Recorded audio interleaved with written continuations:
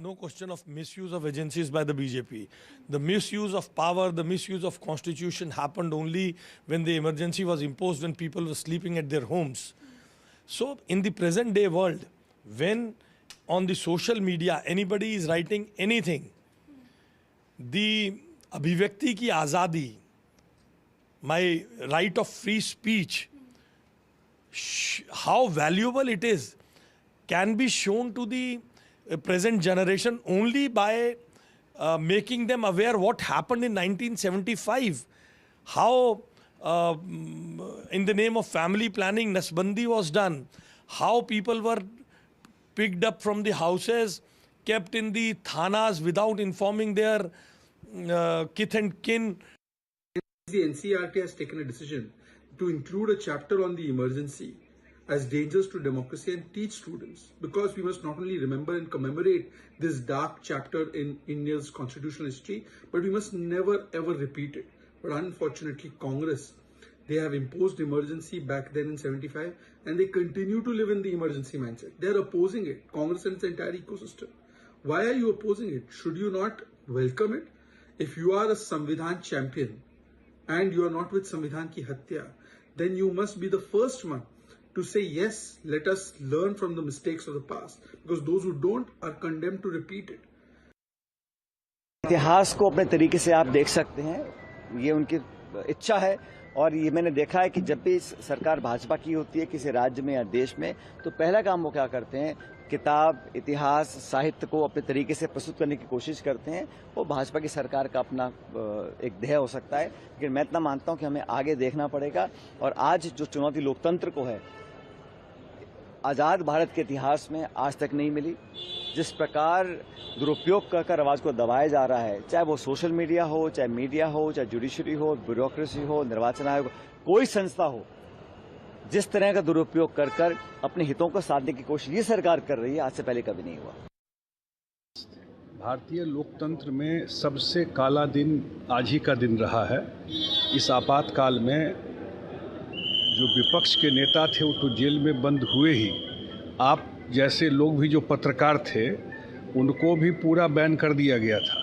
वो पत्रकार भी आपको कुछ लिख नहीं सकते थे, जैसे आजकल आप लोग पूछ रहे हैं ना, कुछ नहीं पूछ सकते थे, आप लोगों पर भी पूरा बैन था। और ये कांग्रेस ने ये काम किया। और आपको पता है बिहार में ही जयप्रकाश नारायण ने ये पूरे आंदोलन को लीड किया, जेपी मूवमेंट जिसको कहते हैं। हम लोगों के नेता नीतीश कुमार जी भी 2 साल के करीब जेल में रही इसी आपातकाल। और आप आज भी कांग्रेस का माइंडसेट वही है, आज तक देश से माफ़ी नहीं मांगा आपातकाल के लिए। कुछ आश्चर्य नहीं लग रहा है, दुख की बात है कि शिक्षा और पढ़ाई में आज राजनीति लाई जा रही है, बहुत दुख की बात है। 12 साल से इस देश में इमरजेंसी है, 12 साल हो गए इस देश में इमरजेंसी। इंदिरा गांधी ने किसी के पार्टी को नहीं तोड़ा, इंदिरा गांधी ने संविधान को खत्म नहीं किया। इंदिरा गांधी ने जब ये संघ के लोग थे जेल में, अटल जी, अडवाणी जी, जगन्नाथराव जोशी जी, बाला साहेब देवरस जी, तो जहां जहां जेल में थे वहां उनकी 5 स्टार व्यवस्था की थी इंदिरा गांधी ने। My colleague Aishwarya Jain joins me live on this developing story. Aishwarya, new chapter, old politics. How's the Congress pushing back?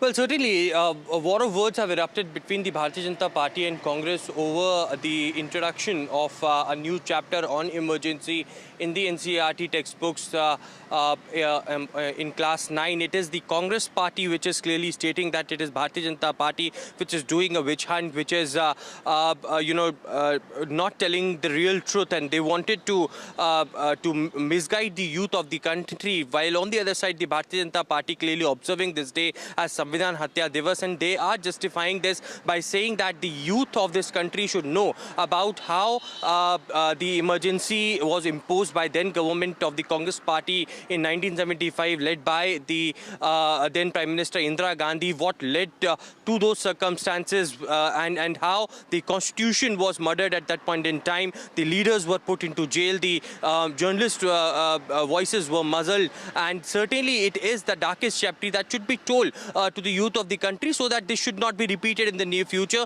And each and every student, the youth of this country should know about the facts of the emergency, the mindset behind that, and how and why it was imposed. There has been a Congress party which is criticizing and stating that the real emergency is in present days, where the enforcement agencies, the independent bodies are clearly being used, and there is a political vendetta that is being done against the opposition leaders, and this is the real emergency, is according to them, clearly being told to each and every Indian. They know the fact that what is happening in the current days, but certainly it is big exhibitions, press releases, photo exhibitions being displayed on different parts of the country by the Bharatiya Janata Party-led government, that clearly states that it is 1975 story that needs to be told to every Indian, so that the people who had been who died during that period of emergency should be remembered, and the tribute should be given to them as well. Any word from the NCERT on why this is dropped into the syllabus now? Well, it was earlier in class 12 curriculum under the history books as to, the entire chapter relates to the emergency. Now it has been inducted in class 9 social science books as well. This is the part of the curriculum revision is something that the NCERT has been stating. It is, in the pipeline for many such days. It was consulted by from the Education Ministry as well. And only after the consultation, this emergency chapter was introduced finally in the social science books in the class 9 under the chapter Understanding India Beyond Society. And it is something that NCERT has been saying, that they had a deep consultation with the Education Ministry, with the Government of India, and because the government is already observing this day as Samvidhan Hatya Divas, it is a student of the country which needs to understand that how then government imposed the emergency and what happened in those 2 years of the emergency as well. Aishwarya, thanks for joining me live. We have some breaking news coming in. All right, the news that's just coming in is that Stalin has responded to what the Tamil Nadu Chief Minister had said in the assembly. You have MK Stalin coming out and responding to that personal jibe by Vijay, where he had asked, "Where is your father?" Stalin has responded stating, "I am in people's hearts," and he's hit out at Vijay over not being in the assembly. He said, "I am wherever people look for me."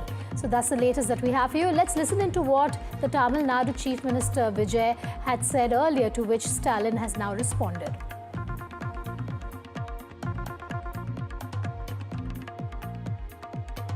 ஒரு சின்ன பையன் என்ன தேடுறீங்க அப்படின்னு கேட்டானா, அதுக்கு அந்த பெரியவர் சொன்னாரா, அது ஒண்ணு இல்ல தம்பி, உங்க அப்பா இங்க தான் இருப்பாருன்னு சொன்னாங்க, அதான் தேடிக்கிட்டு இருக்கேன், எங்க உங்க அப்பாவையா காணோம்?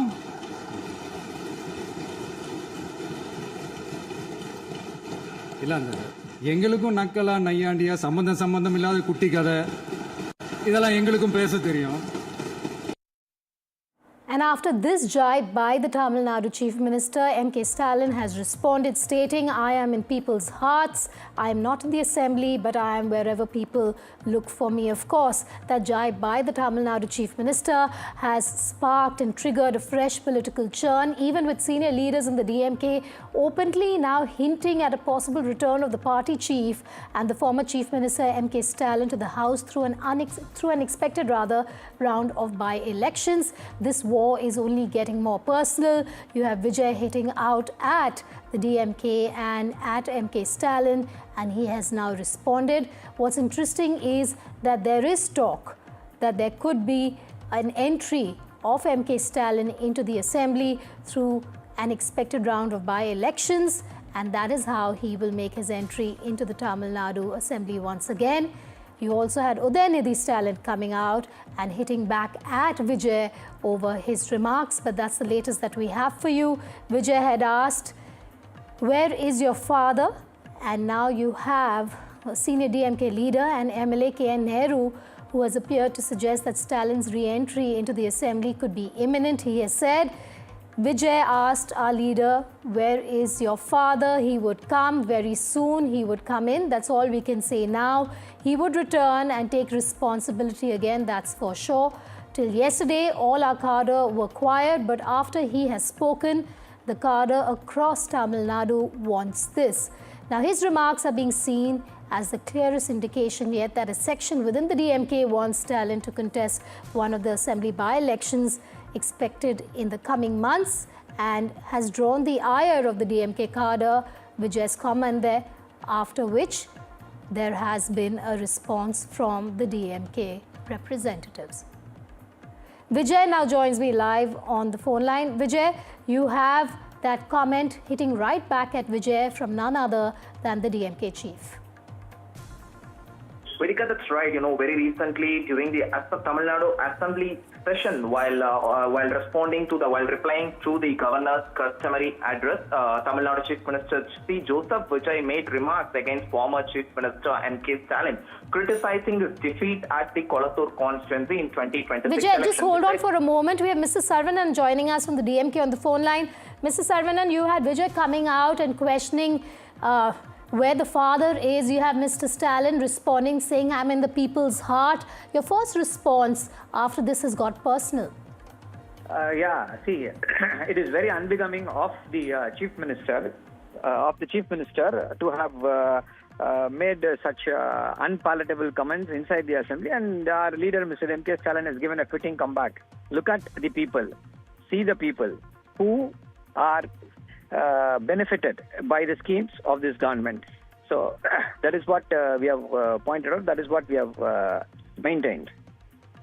Saravanan, we also have someone from the DMK speaking out on this matter. You've had Mr. KN Nehru speak out, and he has said that Mr. Stalin will very soon come into the assembly. That's all we can say for now.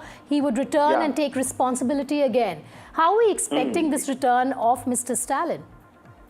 It will happen eventually. Everything can't be discussed in public, right? But are we talking about him contesting a bypoll? We'll have to see. That's what all decisions, all things cannot be made public. All right, and what is DMK's message then? What is DMK's message then to the Tamil Nadu Chief Minister?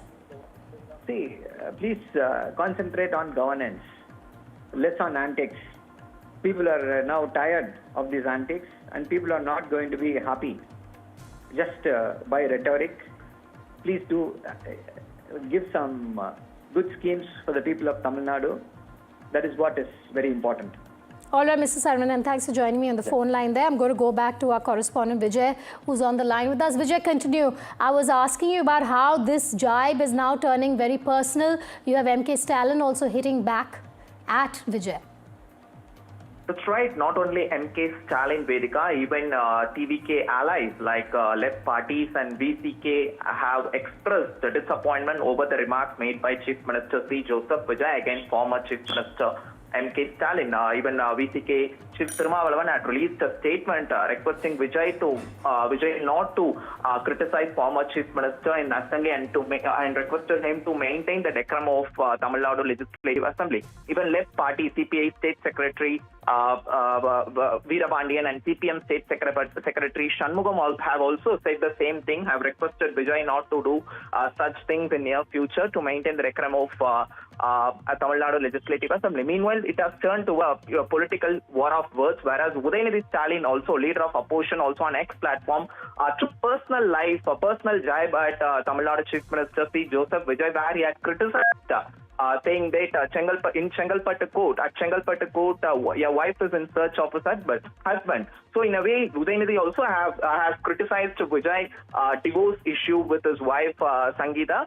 So in a way, this has turned more personal than a political rivals between both the parties. But however, many parties have urged both the parties not to go personal beyond political war of words as far as politics is concerned. But meanwhile, now DMK chief MK Stalin, who is a in Tiruvarur, native of former Chief Minister Karnataka, to participate in a wedding event of DMK functionary, where he had given a reply to Tamil Nadu Chief Minister C. Joseph Vijay, saying that through various welfare schemes, I am in the hearts of Tamil Nadu people. So in a way, MK Stalin has responded to C. Joseph Vijay, Chief Minister C. Joseph Vijay, not to search for me at the assembly, but I am already in the hearts of Tamil Nadu people. So in a way, he is giving a response saying that I have implemented many schemes for the Tamil Nadu, so I am already existing in all schemes, through schemes I am working for the Tamil Nadu people. But we have to wait and see.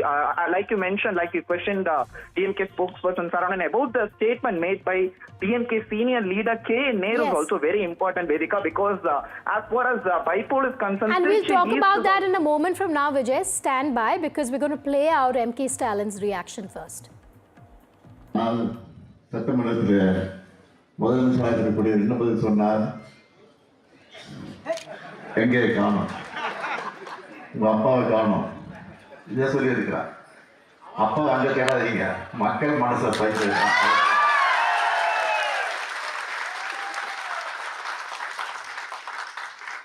நீங்க தேர்தல் நடத்த மாட்டேன், மக்கள் தேர்தல் எடுத்து நிச்சயமா நான் முதல்ல நல்லா நிற்பேன். சட்டம். Moving on, the political battle over Karnataka's ambitious Biridi township project has intensified, with the Congress sending mixed signals on its future. The KPCC, which is the state Congress president, B.K. Hariprasad, has now hinted that the project could be shelved if farmers refuse to part with their land, stressing that farmers' consent remains paramount. The BJP has stepped up its attack on the Congress government. BJP claims it has opposed the Biridi project from the very beginning and alleges that the state government is ignoring public concerns in its push to execute the plan. 2013ರಲ್ಲಿ ನಾವು ಭೂ ಸುಧಾರಣೆ ಕಾನೂನಿಗೆ ತಿದ್ದುಪಡಿ ಮಾಡಿದ ನಂತರ ಅದನ್ನ ಜನತಾದಳ ಸರ್ಕಾರದವರು ಇದ್ದಾಗಲೇ ಆ ಒಂದು ಪ್ರಾಜೆಕ್ಟ್ಗೆ ಹಸಿರು ನಿಶಾನೆ ತೋರಿಸಿದ್ರು. ಅದನ್ನ ಇವರು ಮುಂದುವರಿಸಿದ್ದಾರೆ. ರೈತರು ಬೇಡ ಅಂದ್ರೆ ನಾವು ಮಾಡಕ್ಕೆ ಹೋಗೋದಿಲ್ಲ. ರೈತರು ಯಾರಾದರೂ ಕಾಂಪನ್ಸೇಷನ್ ಏನು ಡಾಕ್ಟರ್ ಮನಮೋಹನ್ ಸಿಂಗ್ ಅವರು, ಸೋನಿಯಾ ಗಾಂಧಿ ಅವರು ಭೂ ಸುಧಾರಣೆ ಕಾನೂನು ಮಾಡಿ ಏನಾದರೂ ಕೃಷಿ ಜಮೀನನ್ನ ನಾವು ಅಕ್ವೈರ್ ಮಾಡಬೇಕಾದ್ರೆ 3 ಪಟ್ಟು ಮಾರ್ಕೆಟ್ ರೇಟಲ್ಲಿ ನಾವು ಕೊಡಬೇಕು ಅನ್ನೋದು. It is very clear and evident that in Congress party in Karnataka there is an infight. Earlier it was Siddaramaiah versus D.K. Shivakumar, now it is D.K. Shivakumar versus B.K. Hariprasad. When D.K. Shivakumar says, I will acquire the Biridi lands for the KIDB township, when B.K. Hariprasad says, if the farmers do not want, we will not acquire. This clearly demonstrates Congress party is a split house and it has 9 doors. Absolutely no coordination between the government and the party. Mr. D.K. Shivakumar, in the very first day itself, he has said, if you want party, come with B.K. If you want government, go with the D.K. The division had started then on that day itself. Now today, this project is very dear to D.K. Shivakumar, and he is opposing it without even consulting the Chief Minister. This is how the government is going to function in the coming days. One way, the High Command will be pulling one side, and the other side, the D.K. Shivakumar will be pulling the government other side. So people of Karnataka is going to suffer. This project is being opposed by BJP tooth and nail from the beginning. In farmers' agitation against the proposed Biridi township project, which has gathered momentum in the last few days, is posing a significant political challenge to the Congress, particularly in the old Mysore region, where the party and the BJP-JDS alliance are locked in an intense political contest. Now news coming in that there could be a decision not to go ahead with the project. We will wait and see what happens in terms of developments on this big story from Karnataka.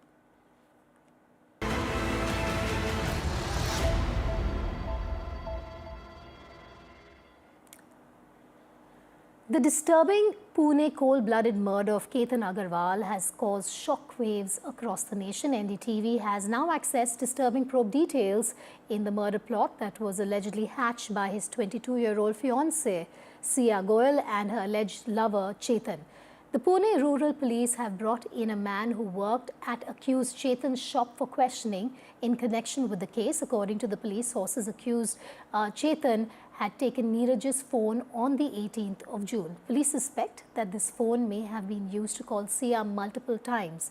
Investigators say the accused were in constant contact, made multiple visits to the fort and even discussed the alleged murder plan at a cafe before the incident. Probe also reveals that Sia allegedly pushed Chetan off the fort wall during their second visit together. आपने देखा था इस पूरी घटना को, सबसे पहले क्या हुआ? सबसे पहले तो मैं अपना पॉइंट पर था। ठीक है। यहाँ से बहुत दूर है। वो फिर यहाँ का चिल्लाने का आवाज आया। फिर इधर मैं भागकर आया, इधर भागकर आया। फिर बोली कि यहाँ से गिरा। सिया ने क्या बोला आपको? सिया ने मेरे को कुछ नहीं बोला, लेकिन मैं वो पर्यटक आ गए। फिर मैं उस टाइम इधर आ गया। फिर उनको पूछा क्या हुआ, फिर वो बोली यहाँ से कोई मतलब गिर गया। ठीक है। फिर मैंने सीधा पुलिस को कॉल कर दिया। फिर पुलिस आई। फिर बाद में मैंने कुछ उसको बोला नहीं। पुलिस स्टेशन यहाँ से कितना दूर है? कितना समय लगा पुलिस को आने में? पुलिस यहाँ पर सिक्योरिटी गार्ड लगा है। पुलिस की 24 घंटा इधर ड्यूटी लगती है। ठीक है। वो पुलिस चौकी उस साइड में, लेकिन नेटवर्क का भी प्रॉब्लम है इधर। कभी कभार फोन लगता नहीं, जल्दी नहीं लगता है। तो सिया के हाव भाव कैसे थे जब वो आपके पास आई और बोली कि कोई गिर गया है? वो सिर्फ हेल्प कर रही थी। फिर मैं इधर आया, उनको पूछा, ज़्यादा पूछने में वक्त न गवाया नहीं, डायरेक्ट सीधा पुलिस को कॉल किया। देखिए, ये परिवार को हम लगभग 30-40 साल से पहचानते हैं। उनके दादाजी हमारे दादाजी से पहचान है। और सिया की जो बुआ जी है और फूफा जी, ये हमारे कज़न मामा जी लगते हैं। तो लगभग 11 फरवरी को ही उन्होंने हमारे साथ बातचीत चलाई। लड़की को दिखाया 12-13 फरवरी को। अच्छी तरह बातचीत की। लड़के ने लड़की को पहले देखा, उन्होंने हाँ किया। फिर हमारे लड़के ने लड़की को देखा। काफ़ी देर दोनों से बात हुई। राजी खुशी बहुत बढ़िया तरह से हुआ। 19 तारीख को सगाई का प्रोग्राम हुआ, 19 फरवरी को। उसके बाद दोनों बहुत अच्छे तरह से थे। हमको बिल्कुल कुछ भी नहीं था। अच्छी तरह से फैमिली, मामा जी, कज़न मामा जी और मामी जी थी हमारी, इसलिए ज़्यादा कुछ पूछने की ज़रूरत नहीं थी लड़की के बारे में। मामा जी बोले लड़की में आप बिल्कुल कुछ देखने की ज़रूरत नहीं है, तो रिश्ता पक्का हो गया। बाकी फिर आगे चल रहे थे, बच्चे मिलते थे, करते थे, ये करते थे, सब करते थे। कोई किसी में तकलीफ नहीं थी। 19 तारीख को 2-3 बार बीच में क्या हो गया, 2-3 बार लड़की जिद करने लग गई कि लोहगढ़ जाना। NDTV's managing editor Shiva Roor has spoken to Ketan Agarwal's father. Listen to what he had to say. विशाल जी, पहले आपके फैमिली ट्रेजेडी को लेकर मुझे बहुत दुख है और हमसे बात करने के लिए धन्यवाद। मेरा पहला सवाल विशाल जी, क्योंकि अभी तक कवरेज में बहुत क्लेम्स, काउंटर क्लेम्स सामने आए हैं, लेकिन मैं आपसे पूछना चाहता हूं कि आपके मुताबिक केतन के साथ लोहागढ़ फोर्ट में क्या हुआ था विशाल जी?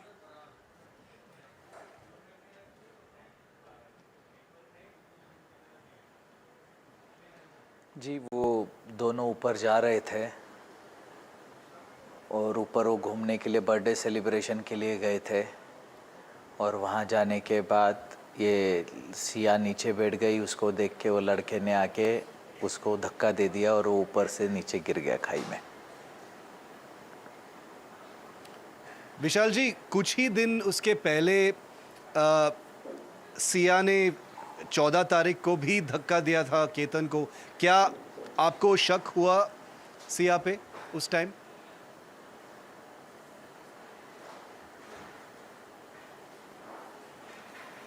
नहीं, उस टाइम शक ऐसा लगा कि क्या हो रहा है अपने बच्चे के साथ, लेकिन डायरेक्टली शक नहीं हुआ, क्योंकि उसने ऐसा बताया कि सांप आया धक्का देके।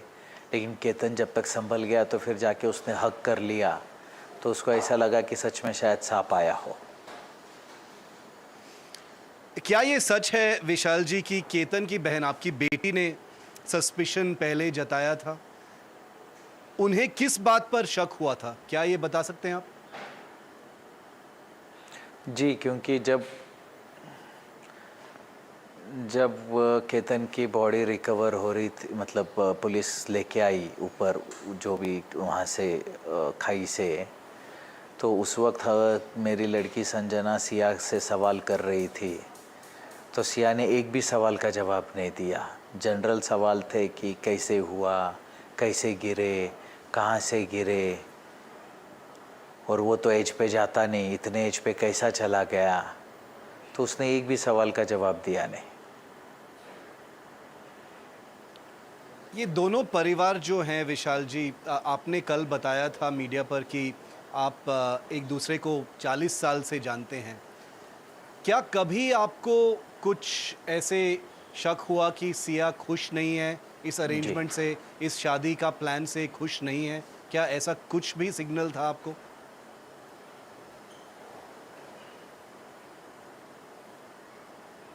कभी भी नहीं था। हर दूसरे दिन ये लोग बाहर किसी न किसी डिनर पे चले जाते थे, स्नैक्स खाने के लिए जाते थे।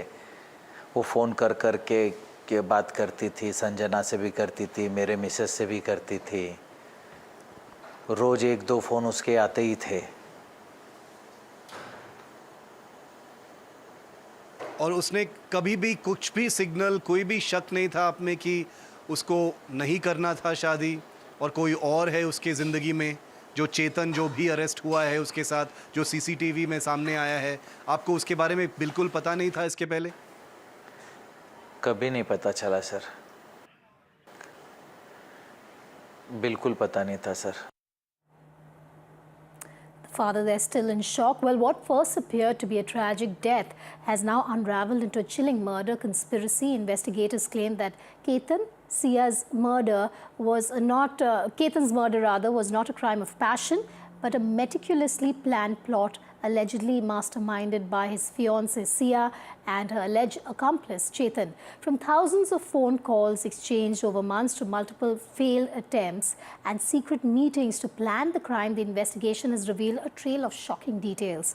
Police say the accused even tried to project grief on social media after the murder to avoid suspicion.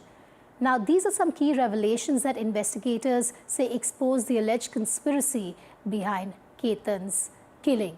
But what was first believed to be a tragic accident at a popular Maharashtra fort has now turned into a shocking murder investigation involving an alleged love triangle, a failed first attempt, secret meetings, and a sister's persistent suspicions. Here's a report.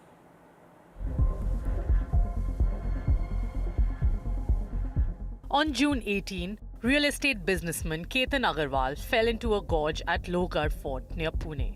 The Lonavala Rural Police initially treated the case as an accidental death. But even after Ketan's funeral, his sister was not convinced. 4 days later, Ketan's fiancée, Sia Goyal, visited the family to offer condolences. During that visit, Ketan's sister asked detailed questions about what had happened on the day of the incident. According to investigators, inconsistencies in Sia's version of events raised red flags. The family returned to the police, triggering a fresh investigation. As officers reviewed CCTV footage, technical evidence and phone records, the case took a dramatic turn. Investigators allegedly discovered a relationship between Sia Goyal and Chetan Chaudhary. Police claim the two had been in regular contact for months.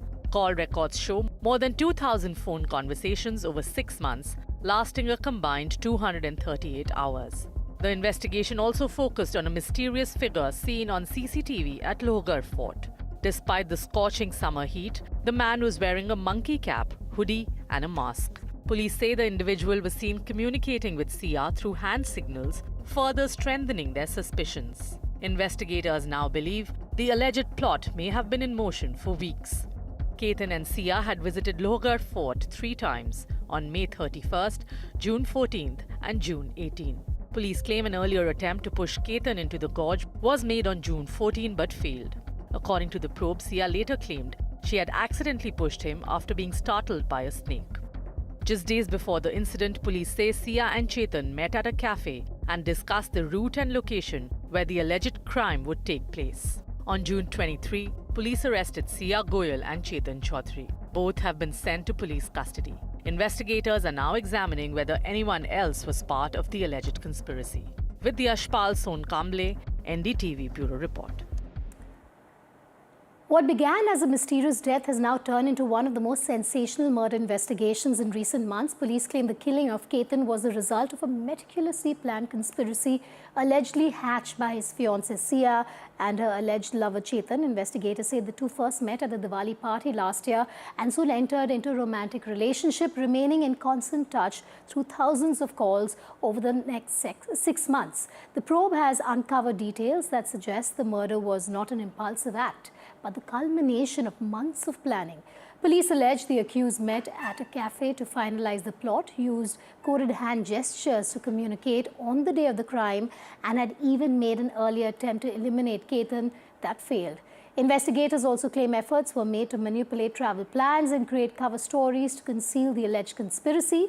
As the investigation progresses, each new revelation is adding another layer to what police describe as a cold-blooded and calculated murder plot.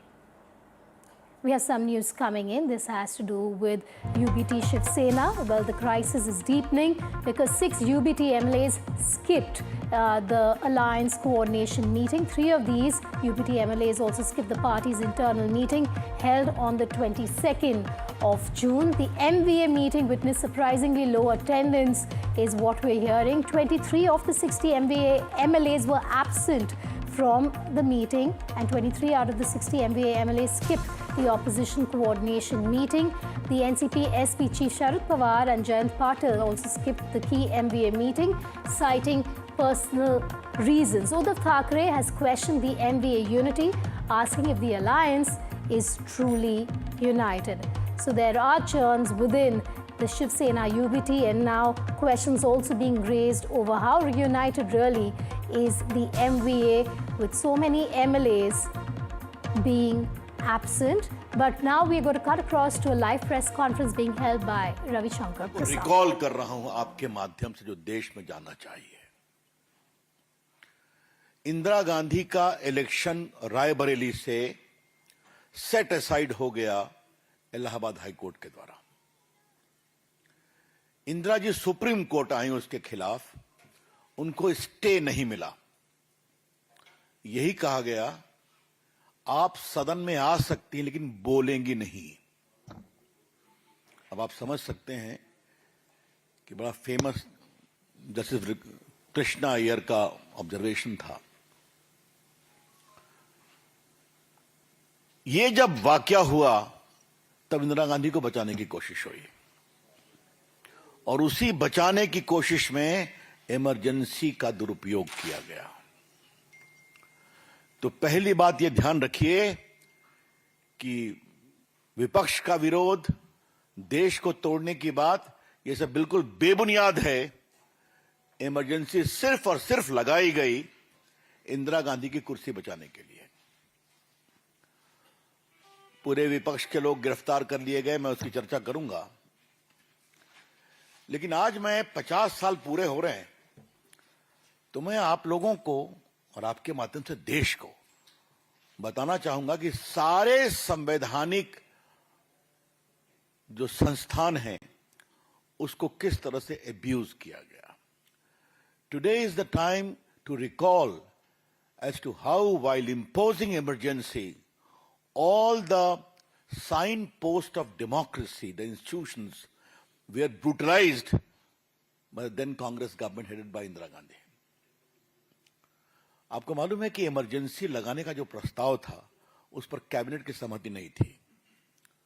रात के अंधेरे में फखरुद्दीन रही अहमद तत्काल राष्ट्रपति से दबाव देकर साइन कराया गया, और सुबह 6 बजे पोस्ट फैक्टो अप्रूवल के लिए कैबिनेट की मीटिंग बुलाई गई। उसके बाद सभी नेताओं की गिरफ्तारी हुई, आरएसएस पर बैन लगा। क्या जेपी, क्या मोरारजी भाई, क्या अटल जी, क्या अडवाणी जी, जॉर्ज फर्नांडिस तो संघर्ष कर रहे थे, मधु दंडवते, ये सभी गिरफ्तार हुए। मित्रों, जेल में जो तांडव हुआ है उसकी कहानी बहुत आई है। मैं कुछ उदाहरण आपको देना चाहता हूं। जेपी को गिरफ्तार करके रखा गया था हरियाणा में एक गेस्ट हाउस में। तो जेपी सुबह में जलपान कर रहे थे तो देखे सामने मोरारजी भाई टहल रहे हैं। उनको ऊपर रखा गया था। तो जेपी ने कहा मुझे उनसे मिलने दो। कहा आप नहीं मिल सकते। कहा ऐसा करो हम लोग को साथ नाश्ता करें दो। कहा आप नहीं कर सकते। ऐसा करो हम दोनों जलपान करेंगे तो हम लोग के बीच में बैठ जाना। कहा नो। आप समझ सकते हैं कि जेपी मीसा में बंद हैं, सामने मुरारजी भाई हैं, आप मिल नहीं सकते। अटल जी, अडवाणी जी बेंगलोर जेल में गिरफ्तार हुए। मित्रों, जिस तरह से जेल में अत्याचार किया गया उस पर कई पत्रकारों ने किताबें लिखी हैं। विशेष रूप से मैं कूमी कपूर की किताब का उल्लेख करना चाहूंगा, जो दिल्ली में खुराफात हुई। और उस समय दिल्ली में एक एसडीएम होते थे नवीन चावला, जिनको पुरस्कार में बाद में चीफ इलेक्शन कमिश्नर बनाया गया। उनको निर्देश था कि सबों को टिन के शेड वाले सेल में रखो ताकि गर्मी से परेशान हो और टूटे।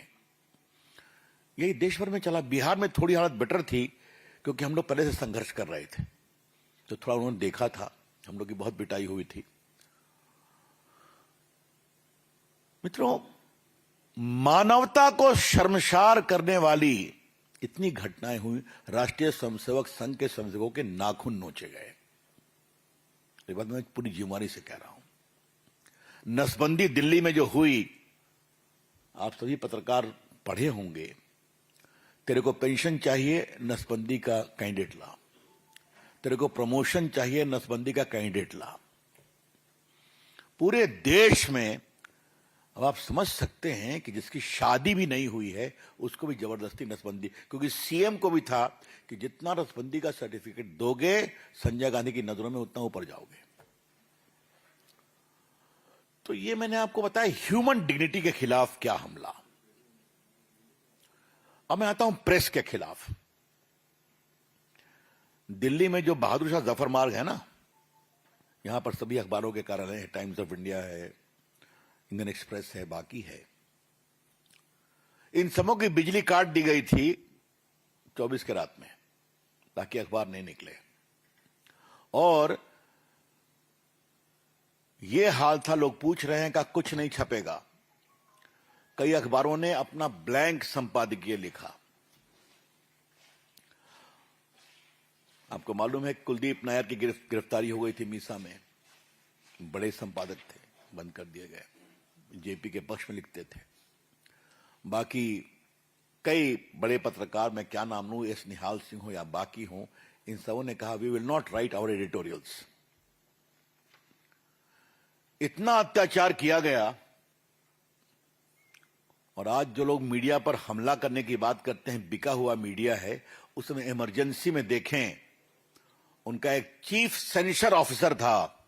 बिना उसके अप्रूवल के कोई समाचार नहीं छपेगा। और संजय गांधी की देश भर में यात्रा सबसे इंपॉर्टेंट न्यूज बनेगा। ये बात शाह कमीशन की रिपोर्ट में सब आई है। और बाकी तारीफ करने वाले तो लोग थे ही। अडवाणी जी ने एक बहुत अच्छा सेंटेंस कहा था, some journalist when they were called to bend they prefer to crawl. कुछ जर्नलिस्ट से जो झुकने को कहा गया तो वो दंडवत करने को तैयार थे। ये सच्चाई है। बहुत से वेल नोन नेम है, नाम क्या मैं लूंगा, आपको मालूम है। कुछ न्यूज़पेपर्स थे, उसमें भी कई लोगों ने हिम्मत दिखाई। मुझे याद है कि छात्र संघर्ष नाम का एक हम लोग अंडरग्राउंड पेपर निकालते थे, उसको डिस्ट्रीब्यूट करने का मुझे सौभाग्य मिला था। अंडरग्राउंड में काफी एक्टिव था। आपको मालूम है जेपी की किडनी खराब हो गई थी। वो मुंबई के जसलोक अस्पताल में थे, 26वें फ्लोर पर।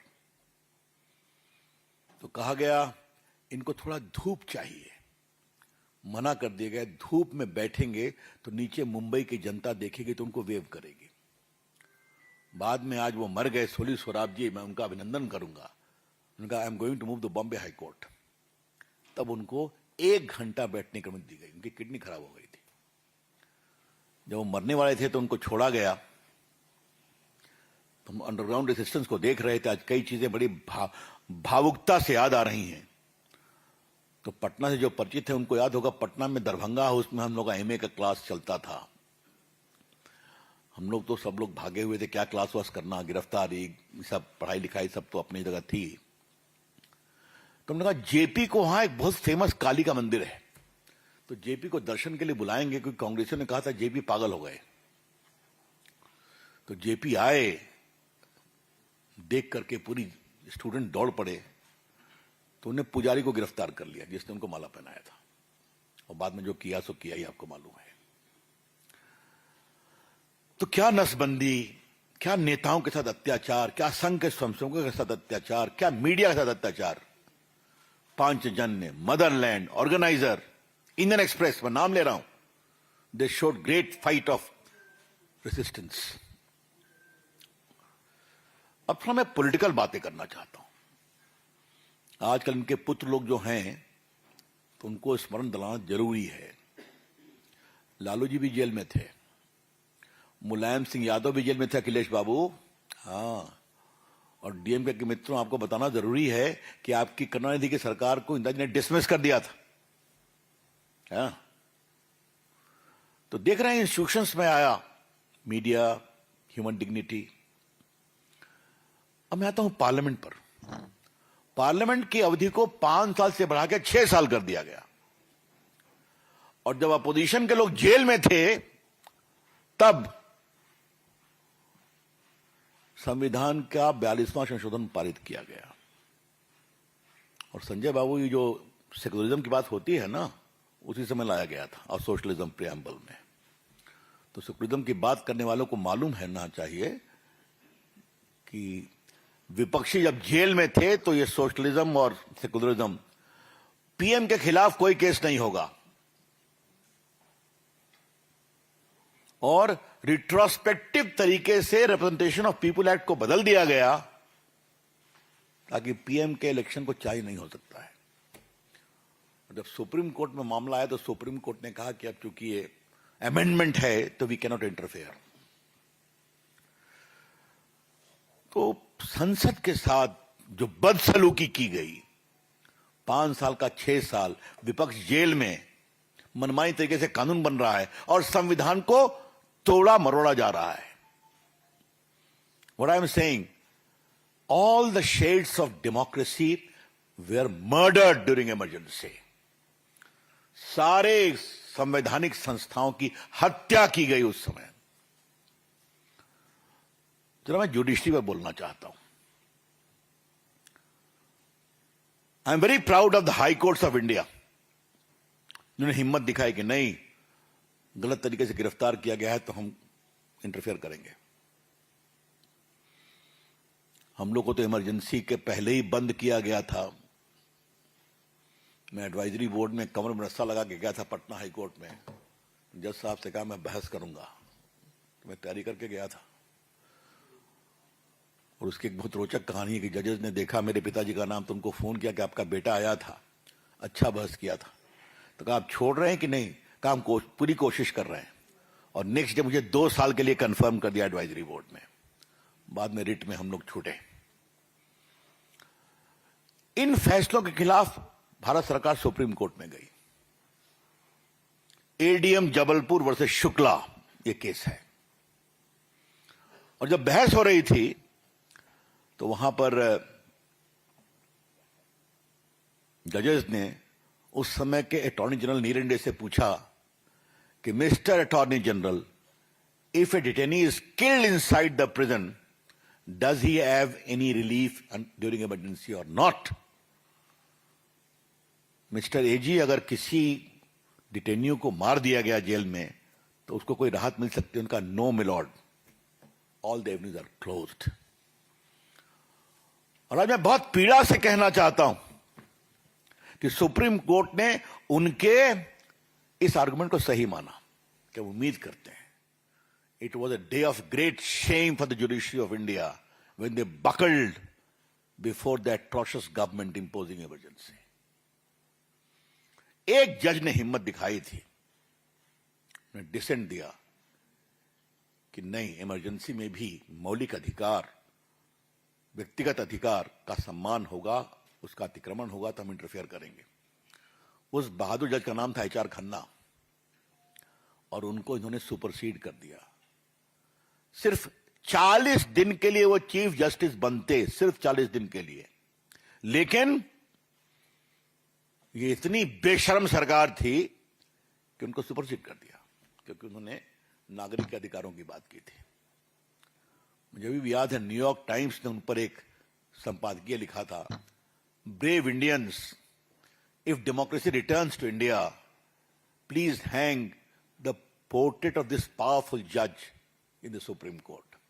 उसको हमने कई जगह बांटा था फोटोकॉपी। आज उनकी तस्वीर कोर्ट नंबर 2 में लगी हुई है। 3-4 जजेस को सुपरसीड किया गया। ये क्या बात करेंगे? जुडिशरी के खिलाफ बेशर्मी, संपादक पत्रकारिता के कॉम्प्रोमाइज करने के लिए दबाव, विपक्षियों को जेल में बंद करना और गलत तरीके से इमरजेंसी लगाना इंदिरा गांधी की कुर्सी बचाने के लिए। तो इसलिए आज 50 साल हो गए, तो पार्टी को ऐसा लगा कि देश को बताना चाहिए कि इमरजेंसी में क्या क्या हुआ है। और आपसे मैं ऐसा आग्रह नहीं करता, लेकिन आज विनम्रता से आग्रह करूंगा कि इस विषय को रखना चाहिए। मैं इमरजेंसी के अंडरग्राउंड में प्रधानमंत्री की भूमिका की तारीफ करूंगा। सरदार के रूप में जितना अंडरग्राउंड को उन्होंने गुजरात से लेकर उत्तर भारत को जो संगठित किया था, वो कमाल था। और कई बार तो ऐसा हुआ कि पुलिस वाले उनको खोजते आए हैं, वो सामने से चले जा रहे हैं। कहा, नरेंद्र मोदी कहां रहते हैं जानते हो? कहा, मुझे तो पता नहीं है। ये सारी बातें आज जग जाहिर है। और आज अपने ट्वीट में उन्होंने उस काले अध्याय को याद किया है कि देश की जनता ने कितनी हिम्मत दिखाई। मैं और हमारे राष्ट्रीय अध्यक्ष नितिन नवीन ने भी एक व्यक्ति की कुर्सी बचाने के लिए पूरे देश की स्वतंत्रता को बंधक बना लिया गया। तो ये लोग हमसे संविधान की बात करते हैं, बेशर्म लोग हैं। These shameless people who are leading the Congress party showcase emergency, constitution कि संविधान के हम रक्षक हैं, संविधान के भक्षक थे और आज भी हैं। कांग्रेस पार्टी का माइंडसेट, ये मैं आपसे कहना चाहता हूं। बाद में 77 में इलेक्शन हुआ, जनता ने एक बार अपना दिखाया, और जनता जब जागती है तो बहुत कसकर जागती है, जैसा भी बंगाल में जागी है।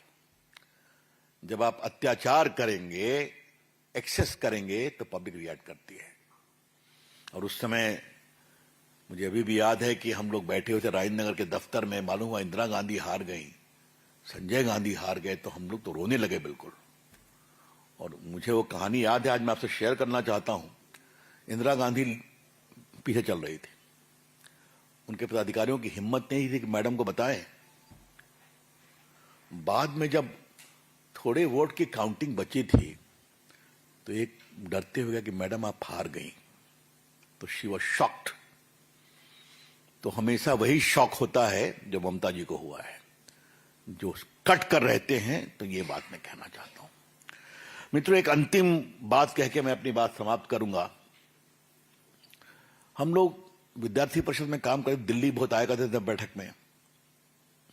हम लोग का नाम हो गया था स्टूडेंट एक्टिविस्ट में, तो दिल्ली यूनिवर्सिटी में, जेएनयू में बुलाया जाता था बोलने के लिए, और बहुत तारीफ की जाती थी। You young boys from Bihar have shown the flicker of hope in the country. ऐसी कड़ी कड़ी अंग्रेजी बोलते थे कि अपने समझ में नहीं आता था। इंदिरा गांधी टाइट हुई, ये भी गायब हो गए। याद है मुझे, एक बार इमरजेंसी में अंडरग्राउंड मीटिंग थी, तो हमने कहा जरा किसी से मिलने चलो जरा सा। तो एक प्रोफेसर साहब बहुत मुश्किल से मिलने को तैयार हुए, अब नाम क्या बताऊं। तो हमको लगा उत्साह से बोलेंगे, तो उनका शब्द मुझे याद है, आप लोग ने भी आखिरी कर दिया था, तो इंदिरा गांधी को कुछ ना कुछ तो करना था ना। हमने कहा कि सिर्फ 2 साल में इतना बड़ा परिवर्तन। इसका एक दूसरा पक्ष भी है। जब जेपी जनता पार्टी की विजय के बाद एक विक्टोरियस कमांडर के रूप में पालम एयरपोर्ट पर पहुंचे, तो हम लोग भी आए थे उनका स्वागत करने। बड़ा उत्साह का क्षण था। ये बड़े बड़े बुद्धिजीवी मोटी मोटी माला लेकर खड़े थे उनका स्वागत करने के लिए। तो जहां दिल्ली में कुछ बुद्धिजीवियों ने हिम्मत दिखाई, संघर्ष किया, जेल गए, वहीं समय में बदलकर रंग बदलने वाले बुद्धिजीवियों का भी चेहरा देखा, और वो आज भी है। धन्यवाद. I'm open to questions now. मित्रों, आपके कोई प्रश्न हो इससे संदर्भित तो पहले उन प्रश्नों को हम ले लेंगे, फिर आपके अनेक प्रश्नों का जवाब देंगे. पहले आज के प्रेस कॉन्फ्रेंस से संदर्भित देवेंद्र परासर, इंडिया टीवी.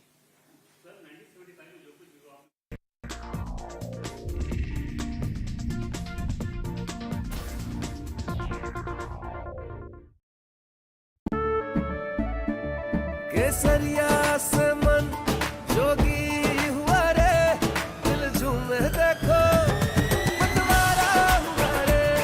केसरिया से मन जोगी हुआ. हर पल मनाओ केसरी त्योहार. विमल, बोलो जुबान केसरी. थोड़े में ज्यादा स्वाद यही तो है इसकी खास बात. वाओ मामा, क्या स्वाद है. अरे मेरे राजा, राजा आरती और मसाला. Front lines of Kargil, the fury of Operation Sindhu, so many attacks, the chaos and cries of disaster zones, to fighter jet cockpits, and the world's most defining interviews. It's incredible. He has seen history break, live, unfiltered.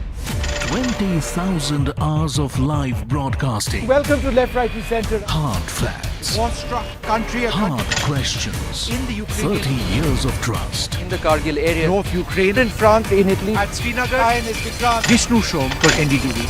Vishnu Shom. Only on NDTV.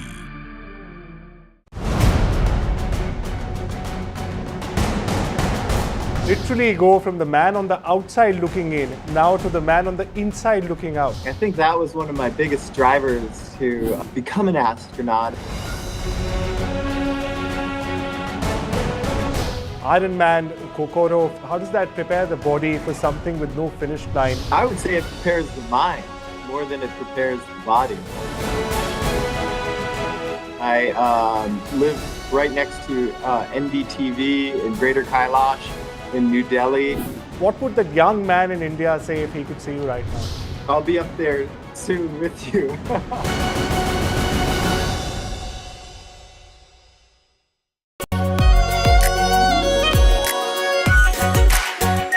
Our pure Shahi Paneer Masala. Delicious, healthy, every day. When others are warming up, I'm raring to go. The stories that matter, the stories that shape your life. Hello and welcome to watching Prime 5 with me, Raisha Saigal. What's happening? How to? The show that sets the prime time agenda. We'll be deep diving into this topic to tell you what's at stake. Join me, Raisha Saigal, on Prime 5, only on NDTV 24/7. Launch control 0 to 100. This isn't just about cars and bikes. This is about how you move. This car makes no sense, yet it makes every sense. What we are sitting inside is a Joby-powered air taxi. Your friend said, "Ye le le." We said, maybe not. Hi, my name is Siddharth Sharma. I'm your NDTV Automate, your ultimate guide into the world of automobiles and mobility. India Inc.'s most respected names chose India Inc.'s best and brightest. These kind of awards and jury lineup, you are truly giving it the right weightage. The eminent juries who are here, and that itself speaks for the commitment towards highlighting the advantage which India is having. What I am looking for in this is that we should be awarding companies and individuals who have focused not only on growth but also on bringing good governance. Be part of jury and vote on the people, the men, the women, the companies in India who have the right stuff is a great opportunity for us. Who will earn India's top business honors? Find out at the NDTV Profit Business Leadership Awards. मीठा या नमकीन, चाहे जैसे खाओ, 100% सूजी से बनी are pure vermicelli, स्वादिष्ट, सेहतमंद, हर रोज. From the heart of the newsroom to the core of the stories shaping your world. Join me, Gargi Rawat, as I track all the developments as they break. Live from the NDTV newsroom, weekdays at 4 p.m. India Inc.'s most respected names chose India Inc.'s best and brightest. I'm delighted to be chairing a committee of such distinguished fellow businessmen, bankers. It's just lovely to be back on this NDTV jury. I have been a fan of NDTV for a long time. Many of the nominees are extremely close together in terms of what they've done. Gender parity to be reflected while we choose leadership as well. It's also important that how they are reshaping the industries. We got a fantastic jury and we've left all decisions to the wisdom of the jury. Who will earn India's top business honors? Find out at the NDTV Profit Business Leadership Awards. 5 hours to go for all of DKS's dreams to come true. I'm going to try and get more into the crowds. Here are the pictures, Sidramaya. NDTV stands completely engaged with Karnataka. Higher rate, check the audio. Higher rate, check the audio. Let's do it. Let's start. Breaking story, we're jumping straight into it. We've got a picture of the letter. What is in your letter? You can never predict what's going to happen in Tamil Nadu politics. 21 days in Kashmir. Unfiltered list of things I saw and observed on the ground. Very special ground report from the line of control. There were some children who've lost limbs in the shelling. For a country that has fought so many wars in the mountains and at high altitude, we're standing on the Indian Navy's newest warship. The line of control, Shivarur, NDTV.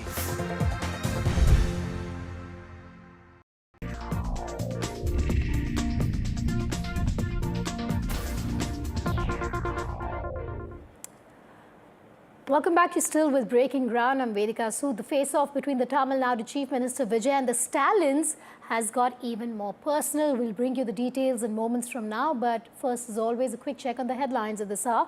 Prime Minister Narendra Modi invokes 1975 emergency, says emergency crushed constitutional soul. The National Council of Educational Research and Training adds emergency chapter to grade 9 textbooks. Terms it challenge to democracy. Political furor unfolds. Chilling details emerge in the Pune murder case. Investigators say the accused Sia and Chetan were in constant contact, made multiple visits to the fort and allegedly discussed the murder plan at the cafe before the incident.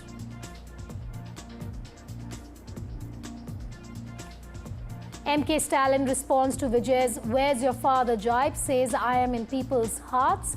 I'm there wherever people look for me." This after Vijay's taunt to Udayinidhi.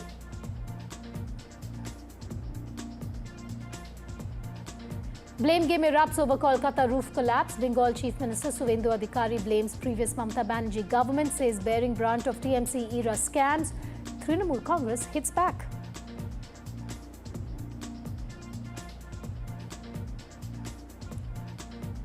Karnataka Congress chief hints at dropping the Birari township project, says no project if farmers oppose. BJP claims vindication. Powerful twin quakes rock Venezuela. Buildings collapse across Caracas capital. Airport suffers severe quake damage. State of emergency declared nationwide.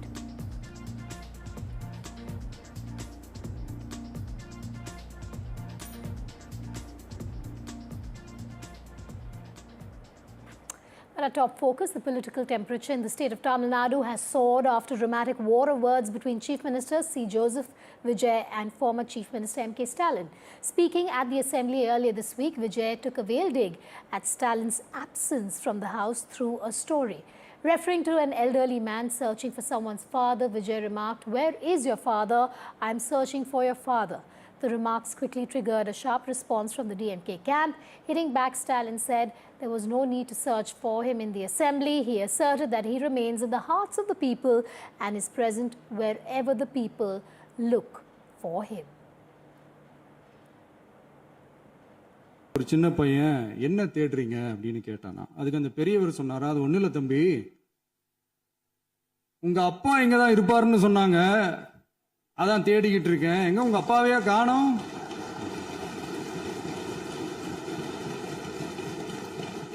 இல்ல அந்த எங்களுக்கும் நக்கலா நையாண்டியா சம்பந்தம் இல்லாத குட்டி கதை இதெல்லாம் எங்களுக்கும் பேச தெரியும்.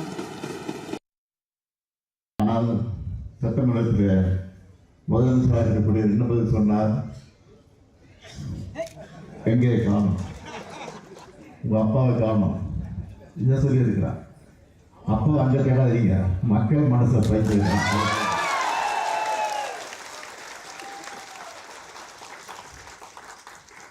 நீங்கள் தேர்தல் நடத்தமா இருக்கேன், மக்கள் தேர்தல் நிச்சயமாக நான் முதல்ல நல்லா இருப்பேன். Yeah, see, it will happen eventually. Everything can't be discussed in public, right? We'll have to see. That's what all decisions, all things cannot be made public. See, please concentrate on governance, less on antics.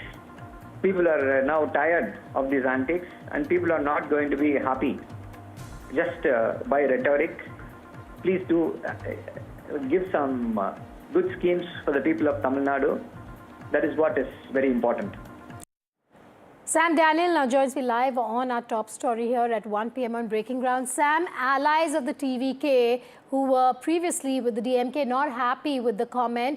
You've had MK Stalin hitting back, but bring us the inside track.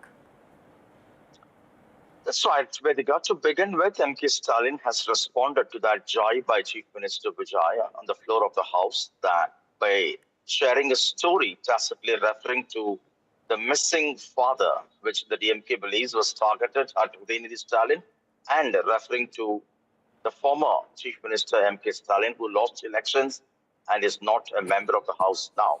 Although political parties called that in poor taste, unbecoming of a Chief Minister, and even one of the coalition partners of the ruling TVK, VCK Chief Tirumalavan, has appealed to the Chief Minister to avoid such comments that should have been avoided even in a political public platform, to maintain decorum on the floor of the House. Today, MK Stalin responded saying that, well, I'm not in the House, Assembly House, but I'm in the people's hearts, and whenever people look for me, I am there in the first place.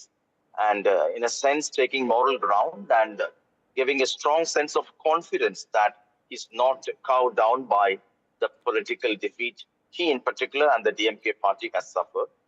And this is being seen as the first official response to Chief Minister Vijay. Although earlier many party spokespersons had slammed that comment, saying it's in poor taste and the Chief Minister is turning the Assembly House into a political, into a shooting spot. In fact, this statement by MK Stalin also comes on a day another senior leader in the DMK, K. Nadu, a former minister and now an MLA, suggested that the DMK chief might be contesting the upcoming by-polls whenever they're announced, saying that after the comments by Chief Minister Vijay, there is widespread demand and pressure mounting within the DMK to somehow get Mr. Stalin re-elected, perhaps fighting in one of the 6 seats. The state may go for by-polls, but we'll have to wait and watch what will be Stalin's official response to that. Sam, do stay with me. There is some breaking news coming in. This again from the state of Tamil Nadu. DMK ally MDMK is making headlines thanks to its chief Vaiko. In a surprising move, Vaiko has showered praise on Chief Minister Vijay, hailing him for eradicating corruption and corruption, calling it a bold step. Vaiko has said, and I'm quoting him here, hats off to Vijay, unquote. I still have Sam with me. Sam, before I come to you, let's just play out the reaction by Vaiko there.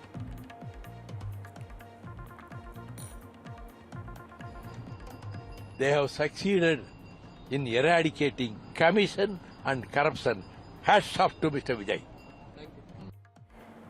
Sam Daniel is back with us from Chennai. Sam, is this just admiration or the start of a new political equation in Tamil Nadu is the big question.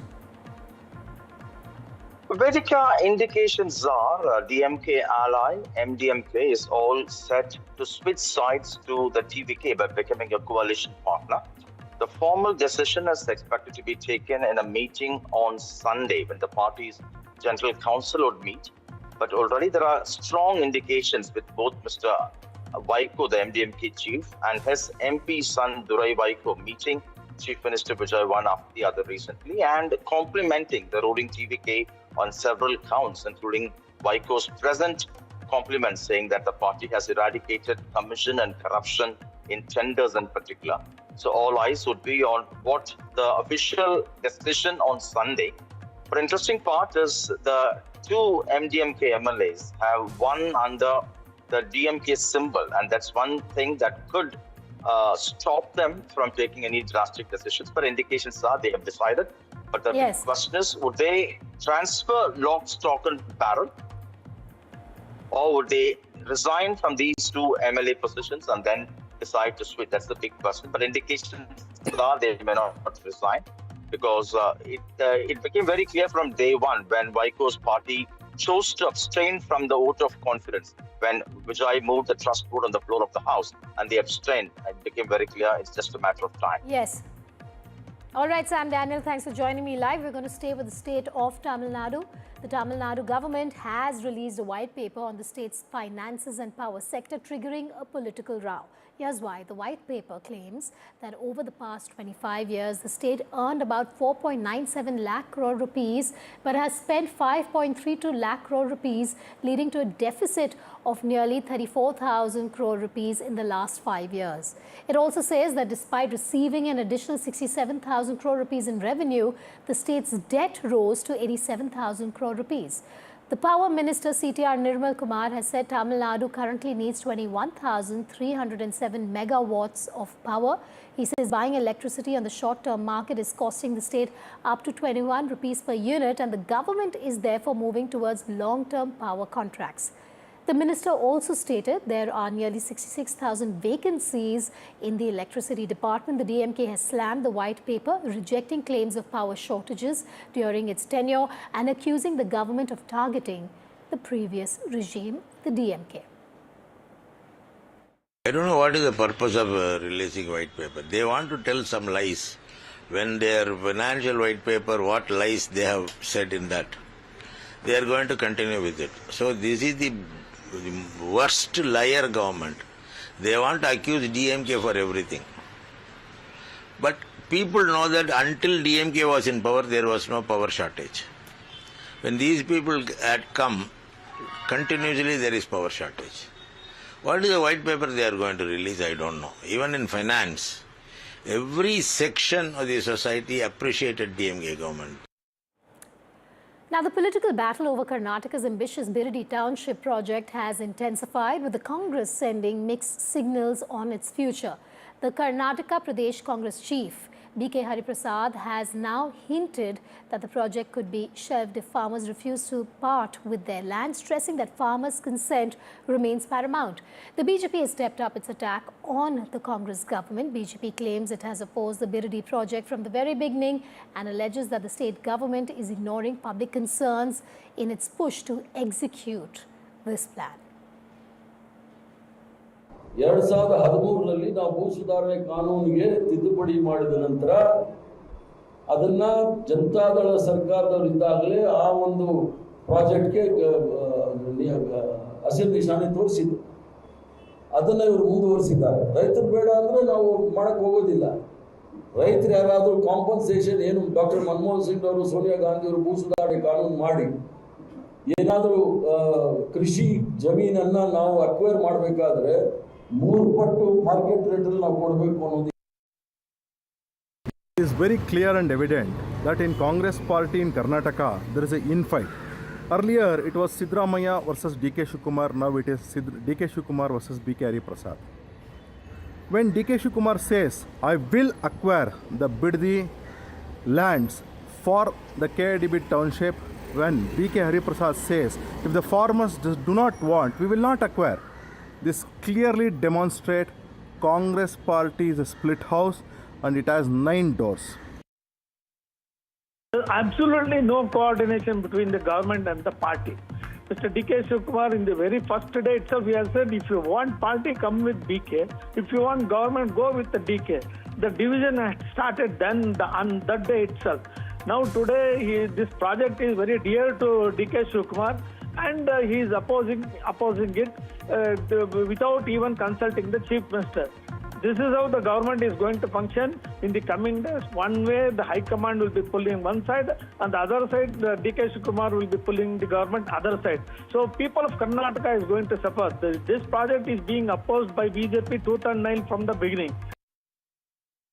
On the Ministry of External Affairs passport diktat has stoked a huge row. The Ministry of External Affairs recently said that an Indian passport is not a document that conclusively establishes citizenship, sparking a debate over what exactly serves as proof of Indian citizenship then. The MEA further stated that a passport alone does not establish citizenship legally, and citizenship must be determined through legal provisions and supporting rules. BJP sources, however, reiterated that this is not a new position. According to them, a passport has never been treated as the proof of citizenship. They pointed to the Passport Act 1967, which allows issuance of passports to non-citizens as well. Ministry of External Affairs. That is for the government to determine. There are other citizenship proofs. For instance, the Aadhaar card is there.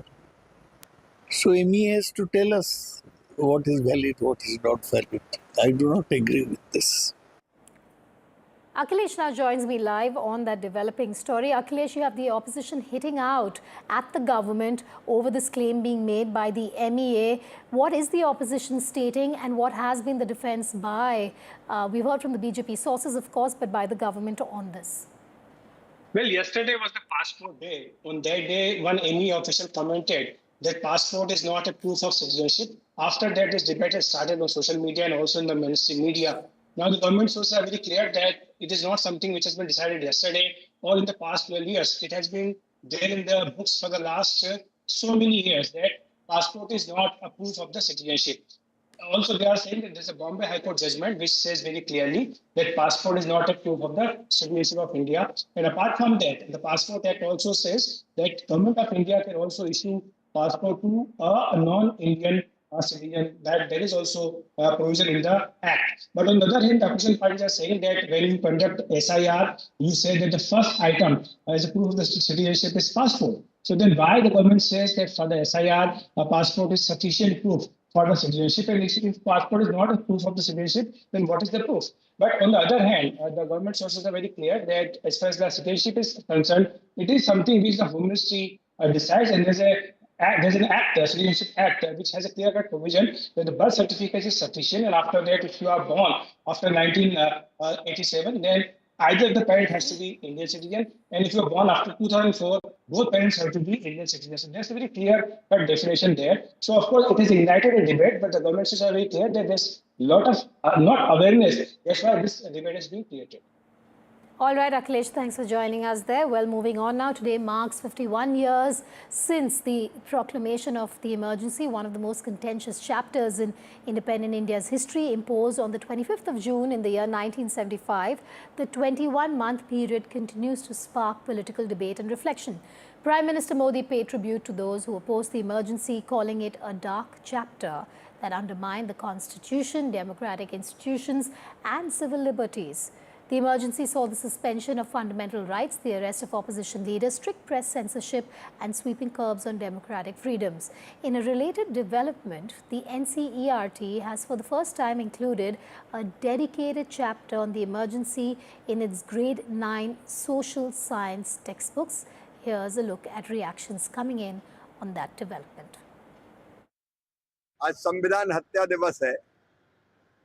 आज के दिन ही इंदिरा जी ने emergency लगाई थी, संविधान को तार-तार कर दिया गया था, लोकतंत्र का गला घोंट दिया गया था, विचारों की अभिव्यक्ति को, नागरिक स्वतंत्रता को पैरों तले रौंद दिया गया था, पूरे देश को जेल खाना बना दिया गया था। मेरे जैसे लोग जिनकी उम्र 16-17 साल थी, हम भी जेलों में थे, अमानुषिक अन्याय और अत्याचार हुए थे, लाठियां बरसाई गई, करंट लगाया गया। वो सचमुच में काले दिन थे, लेकिन ये भारत की जनता को मैं प्रणाम करता हूँ, लोकतंत्र सेनानियों को जिनने लड़ाई लड़ी लोकतंत्र को फिर से पुनर्स्थापित करने के लिए, और उन्हीं के कारण फिर से लोकतंत्र की स्थापना हुई। कांग्रेस का ये पाप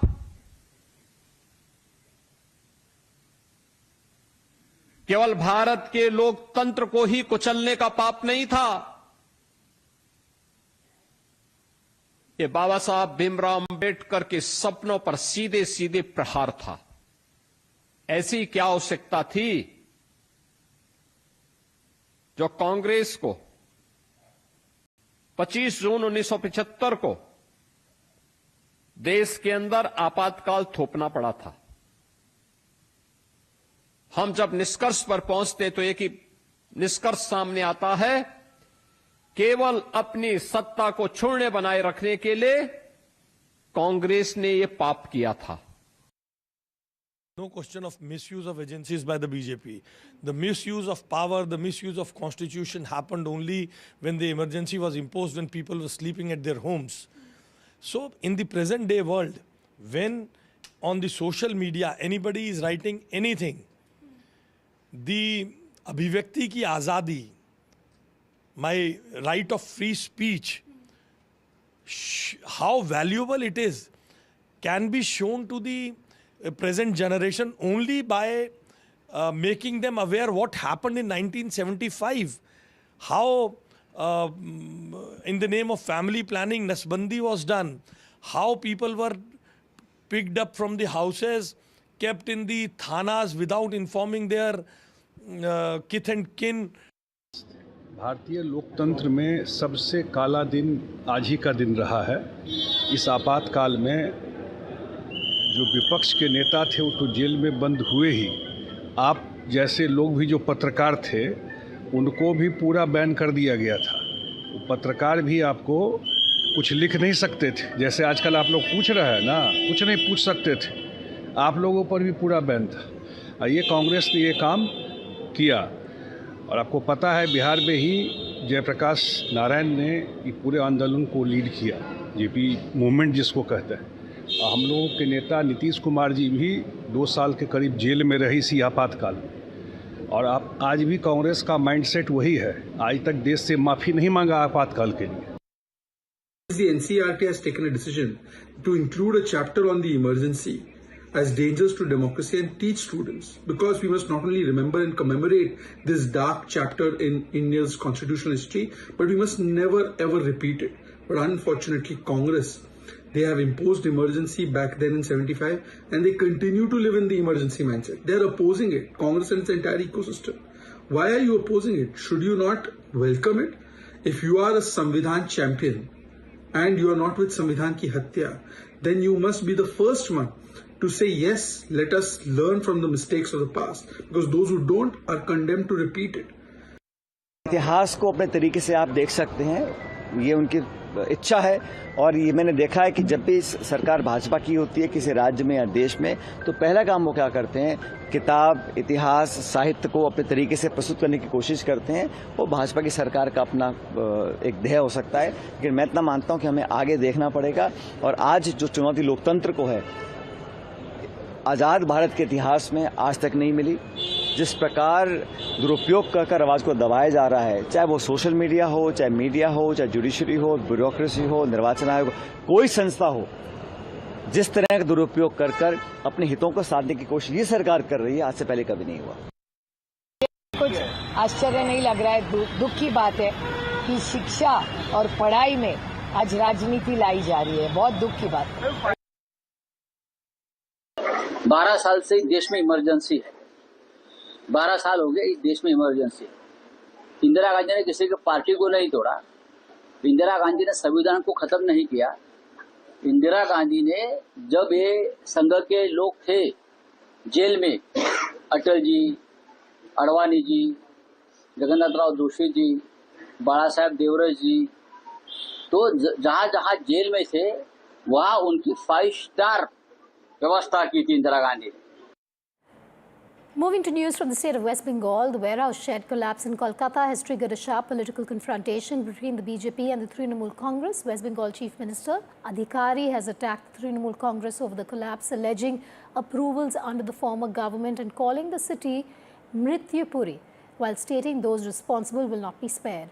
On the other hand, TMC MP Kalyan Banerjee has called for a neutral investigation, demanding that authorities identify those who approved the project and take action if structural reports are found to be faulty.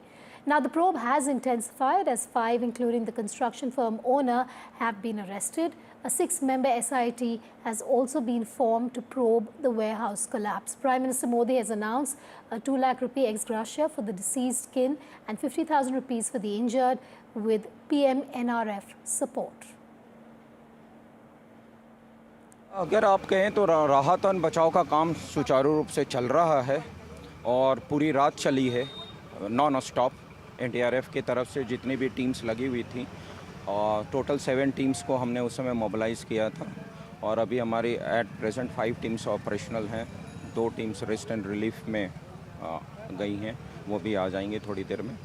और हमने अभी तक 16 live victims निकाल लिए हैं। 5 unconscious victims हमें मिले थे, जैसे हमने मेडिकल सेटअप को ट्रांसफ़र कर दिया है। और अभी हमारे को 4 विक्टिम के और लोकेशंस हैं, उन तक हमने अप्रोच बना लिया है क्योंकि वो काफ़ी डाउन द फ्लोर्स हैं, तो वर्टिकल अप्रोच बनाकर हम उन तक पहुंच गए हैं। We are in say half an hour time we will be retrieving them. Just punishment has to be given. I mean, I don't. I can't say what punishment will be good enough for these people. Some were architects, some were structural engineers, some were empaneled engineers who were supposed to see on a regular basis whether the design was being followed. Until this audit is done, no construction work will start. We will not pay the price of what the previous Mamata Banerjee government has done it. We will not pay the price. माननीय मुख्यमंत्री के पास आप सबको विरुद्ध में step लीजिए। ये जो तारा बिल्डिंग में जो हुआ है, ये बहुत दुखद घटना है, लेकिन इसका पीछे ये प्लान पास करने के लिए पीछे कौन कौन आदमी है उन्होंने ही बोल रहे हैं। उनका पास रिपोर्ट आया फॉल्टी, तो फॉल्टी जो है उसको पकड़ाइए अभी पहले। आप एक संदेश दीजिए कि आप न्यूट्रल है। आप न्यूट्रल है तो सिर्फ तृणमूल जो ओरिजिनल है उनका पीछे लगेंगे और ऋतु को तो तृणमूल को कुछ नहीं करेंगे। इसमें आपको न्यूट्रलिटी का पसंद नहीं है।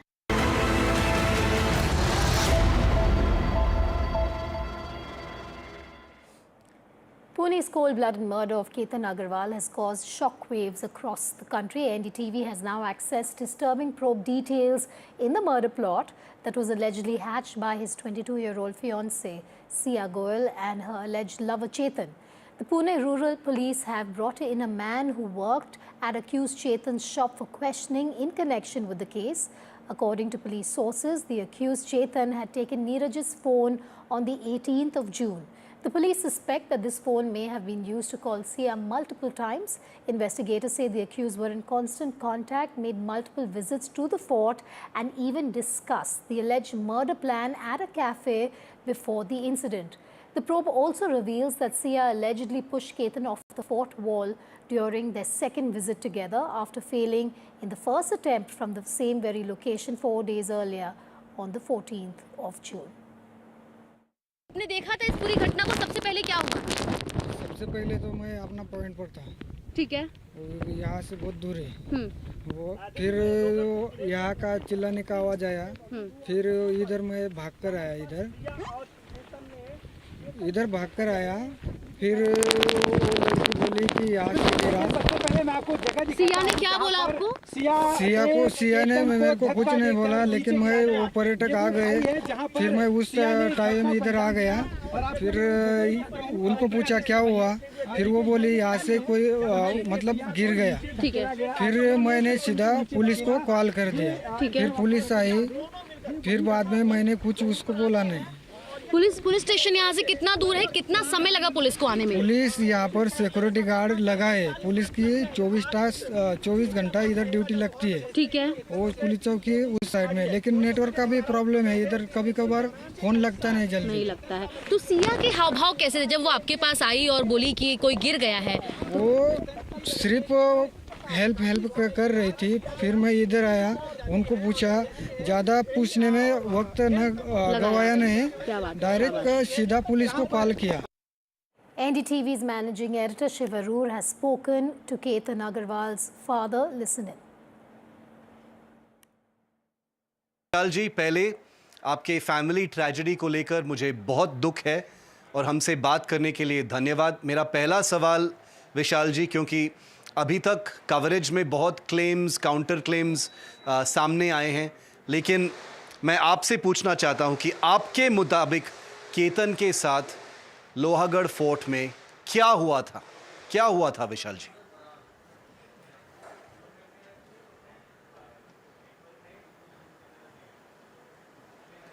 जी, वो दोनों ऊपर जा रहे थे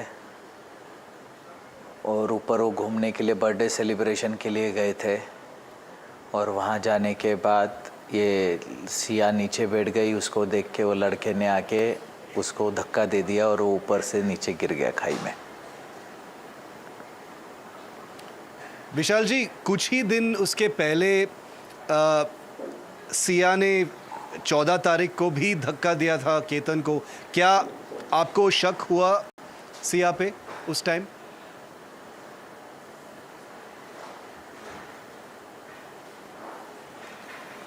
नहीं, उस टाइम शक ऐसा लगा कि क्या हो रहा है अपने बच्चे के साथ, लेकिन डायरेक्टली शक नहीं हुआ, क्योंकि उसने ऐसा बताया कि सांप आया धक्का देके। लेकिन केतन जब तक संभल गया तो फिर जाके उसने हक कर लिया, तो उसको ऐसा लगा कि सच में शायद सांप आया हो।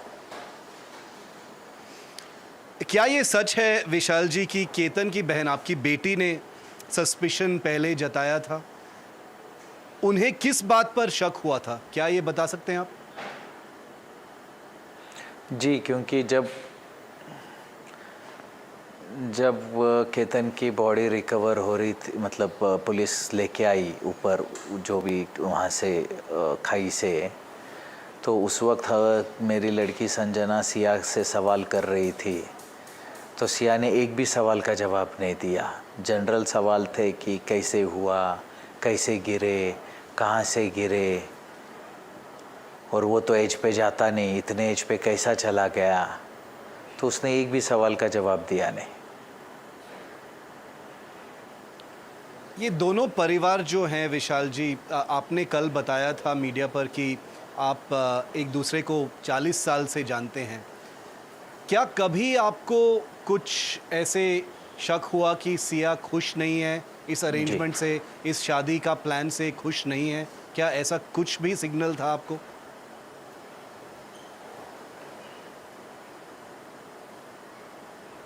कभी भी नहीं था। हर दूसरे दिन ये लोग बाहर किसी न किसी डिनर पे चले जाते थे, स्नैक्स खाने के लिए जाते थे। वो फ़ोन कर के बात करती थी, संजना से भी करती थी, मेरे मिसेस से भी करती थी। रोज़ 1-2 फ़ोन उसके आते ही थे। और उसने कभी भी कुछ भी सिग्नल, कोई भी शक नहीं था आप में कि उसको नहीं करना था शादी, और कोई और है उसके ज़िंदगी में, जो चेतन जो भी अरेस्ट हुआ है उसके साथ, जो सीसीटीवी में सामने आया है, आपको उसके बारे में बिल्कुल पता नहीं था इसके पहले? कभी नहीं पता चला सर, बिल्कुल पता नहीं था sir. What appeared to be a picture-perfect romance on Instagram is now at the center of a sensational murder investigation. Sia Goyal, arrested along with alleged lover Chetan Chaudhary in the Ketan Agarwal murder case, had spent months sharing romantic posts about her fiancé and their lavish wedding plans. Here's a report.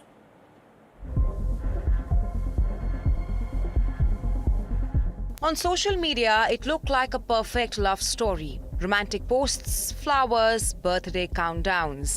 But police now allege that behind the picture-perfect Instagram post was a deadly conspiracy. 20-year-old Sia Goyal, now under arrest in the murder case of her fiancé Ketan Agarwal, had spent months documenting their relationship online. After the engagement in February this year, Sia regularly posted photos and videos of the couple. In March, she posted a photo of a candlelit cake with the message, "Cheers to 1 month since my heart found its home." In May, she shared videos of Ketan gifting her flowers and wrote, "He took Pasand Hai Tumhe very seriously." Friends and followers saw a young couple preparing for a lavish ₹17 crore wedding planned for a Rajasthan palace in November. But investigators now claim the relationship was far from perfect.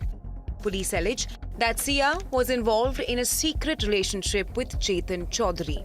According to the investigation, the two saw Chetan as an obstacle and allegedly conspired to remove him.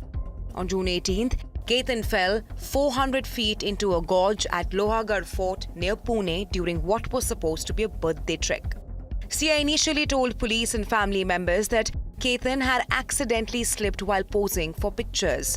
But as the investigation progressed, police claimed the fall was no accident. Perhaps the most chilling detail emerged hours after Chetan's death. Sia posted an emotional birthday message online saying, "Left me on my birthday." Police now believe the post was a part of an attempt to portray the incident as a tragic accident. What followers saw as a fairy tale romance is now at the center of a murder investigation that has shocked Maharashtra. Bureau Report, NDTV. Slipping to a short break. When we return, we bring you our top international headline. Venezuela has been rocked by the strongest earthquakes in a century, not one but two. More on that in moments from now.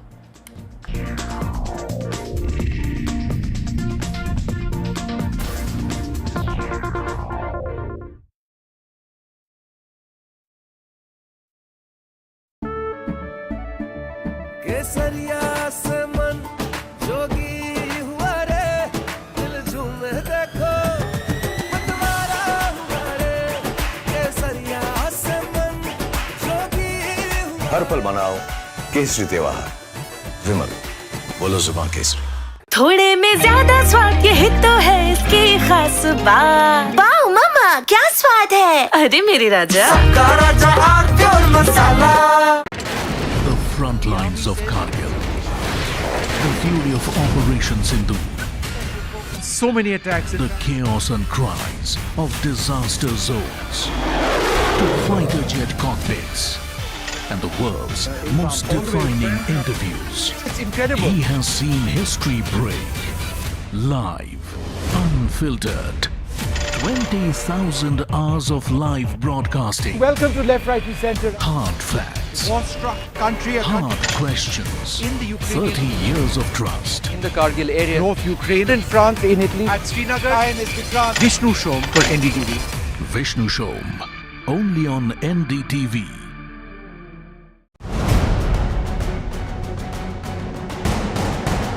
Literally go from the man on the outside looking in now to the man on the inside looking out. I think that was one of my biggest drivers to become an astronaut. Iron Man, Kokoro, how does that prepare the body for something with no finish line? I would say it prepares the mind more than it prepares the body. I live right next to NDTV in Greater Kailash. In New Delhi. What would the young man in India say if he could see you right now? I'll be up there soon with you.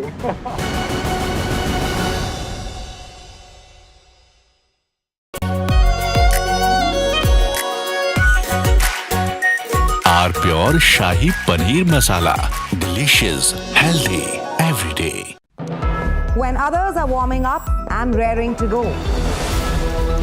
The stories that matter, the stories that shape your life. Hello and welcome to watching Prime 5 with me, Raisha Sehgal. What's Saturday? How to live. The show that sets the prime time agenda. We'll be deep diving into this topic to tell you what's at stake. Join me, Raisha Sehgal, on Prime 5, only on NDTV 24/7. Launch control 0 to 100. This isn't just about cars and bikes. This is about how you move. This car makes no sense, yet it makes every sense. What we are sitting inside is a Joby-powered air taxi. Your friend said, "Ye le le." We said, maybe not. Hi, my name is Siddharth Sharma. I'm your NDTV Automate, your ultimate guide into the world of automobiles and mobility. India Inc.'s most respected names chose India Inc.'s best and brightest. These kind of awards and jury lineup, you are truly giving it the right weightage. The eminent juries who are here and the that itself speaks for the commitment towards highlighting the advantage which India is having. What I'm looking for in this is that we should be awarding companies and individuals who have focused not only on growth but also on bringing good governance. Be part of jury and vote on the people, the men, the women, the companies in India who have the right stuff is a great opportunity for us. Who will earn India's top business honors? Find out at the NDTV Profit Business Leadership Awards. मीठा या नमकीन चाहे जैसे खाओ, 100% सूजी से बनी are pure vermicelli, स्वादिष्ट सेहतमंद हर रोज.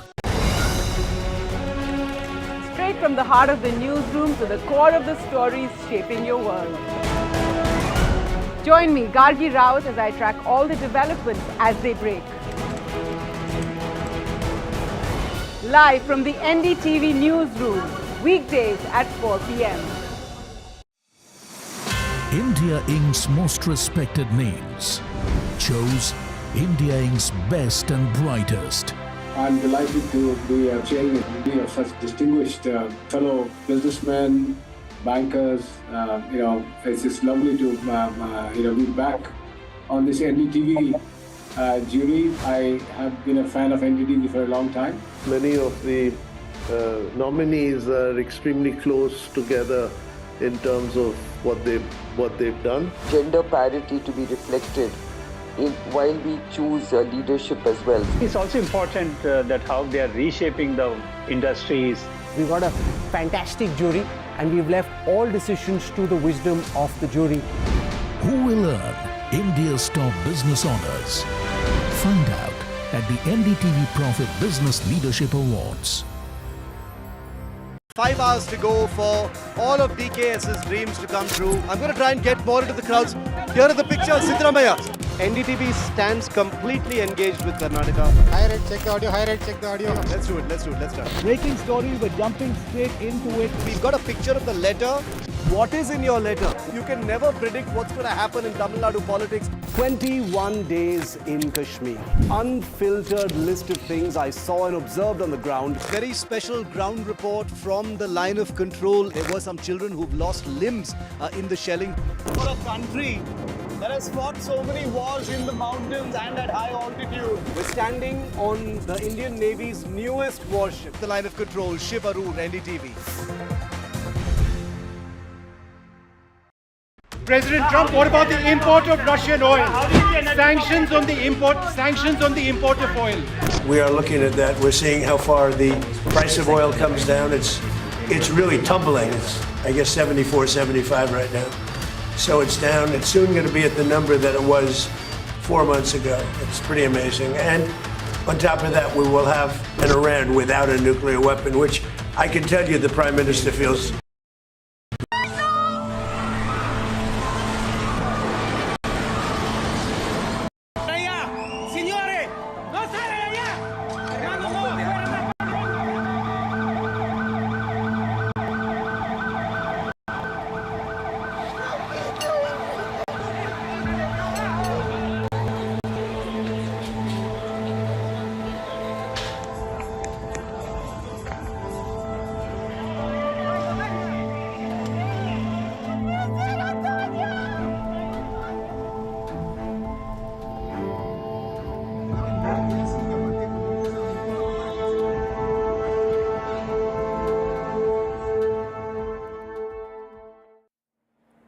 Venezuela has been rocked by two powerful earthquakes within 39 seconds of each other, the strongest in over a century, followed by 20 aftershocks, triggering panic and causing significant damage in several areas. Buildings were seen swaying, residents rushed onto the streets and emergency teams have been deployed. Meanwhile, a state of emergency has been declared. Here's a look at some of the dramatic visuals emerging from the affected regions. Visuals from Caracas show shattered glass, torn open buildings and debris-strewn streets, with several structures reduced to rubble after powerful twin earthquakes measuring 7.2 and 7.5 struck near Venezuela's Caribbean coast, triggering large-scale rescue operations. Passengers experienced tense moments at the Simon Bolivar International Airport as a powerful earthquake struck Venezuela. Authorities have since closed the airport after reports of severe infrastructural damage.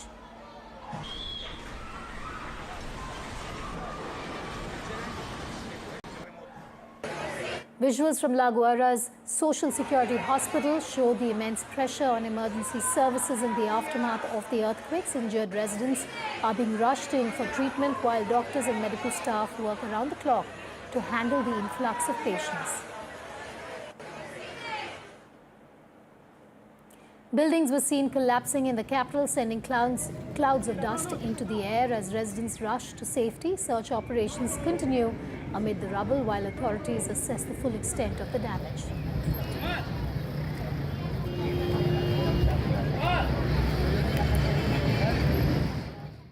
Several buildings appear heavily damaged while panicked residents can be seen running through the streets as tremors shook the city. Debris scattered across affected areas with emergency teams rushing to respond amid scenes of chaos and destruction.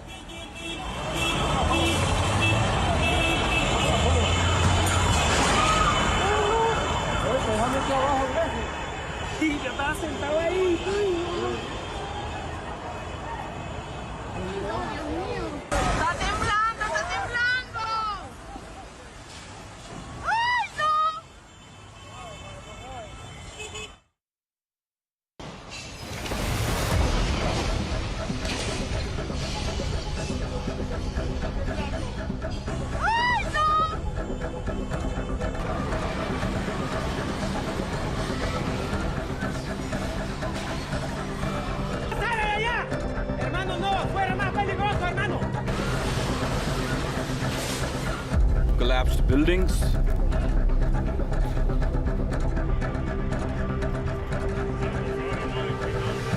a rapidly rising death toll,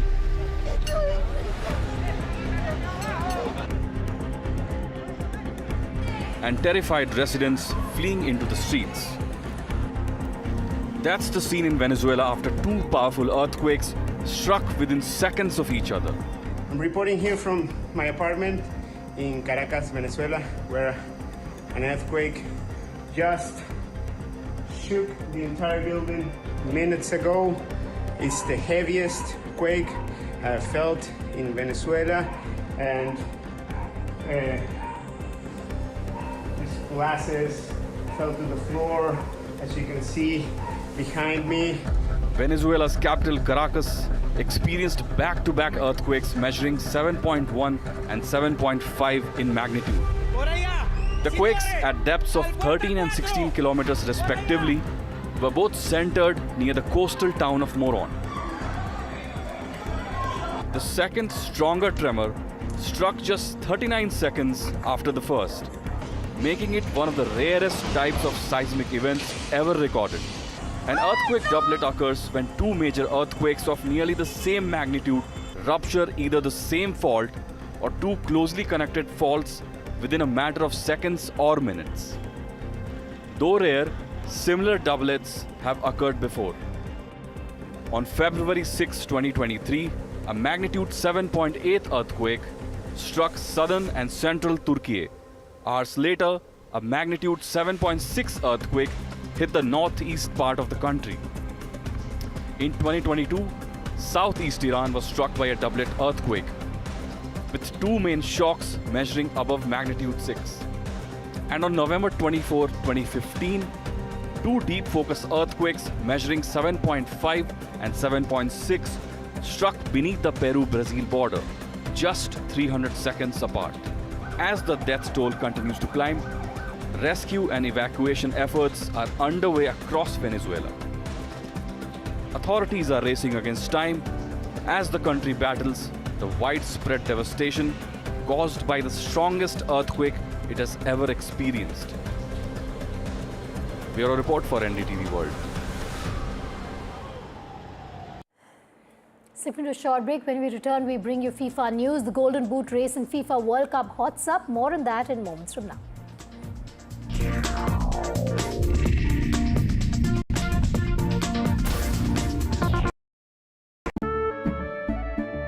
केसरिया से मन जोगी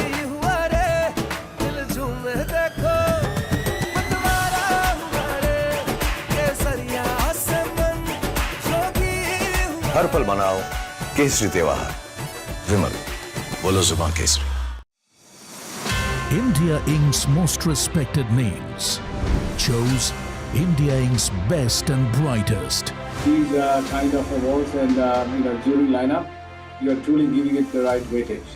I think it's heartening to see talent that there is across India Inc. We should be awarding companies and individuals who have focused not only on growth but also on bringing good governance. Be part of jury and vote on the people, the men, the women, the companies in India who have the right stuff is a great opportunity for us.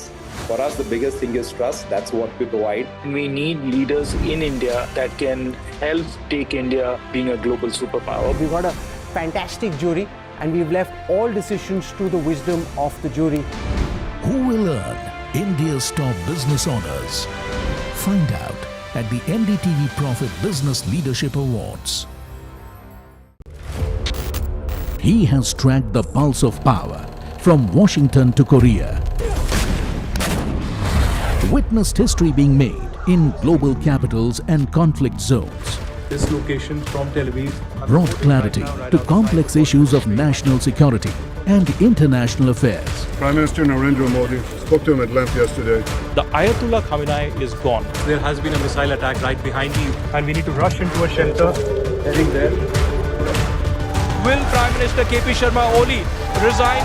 And now, Aditya Raj Kaul, covering international affairs like no one else, only on NDTV network.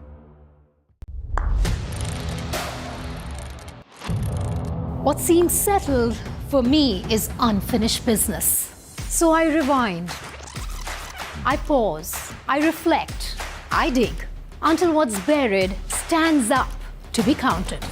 Breaking ground, not just headlines, the meaning behind them. This is Breaking Ground with me, Vedika Sood. From the newsroom to the studio to the thick of political action. You're watching NDTV 24/7. The hope is that beyond this election, this will be one of the major issues. With multiple challengers in the fray, the TMC also has done a bit of rejigging. Remember, this is also a district that has been plagued by communal violence. Come to some of the sabhas that the BJP is also organizing, especially in the villages of West Bengal. When stories have impact. Padmatar Joshi, managing editor and primetime anchor. Then news has influence. The buck stops here with Padmaja Joshi. Your work is being watched by people. You think that you're making an impact in this time.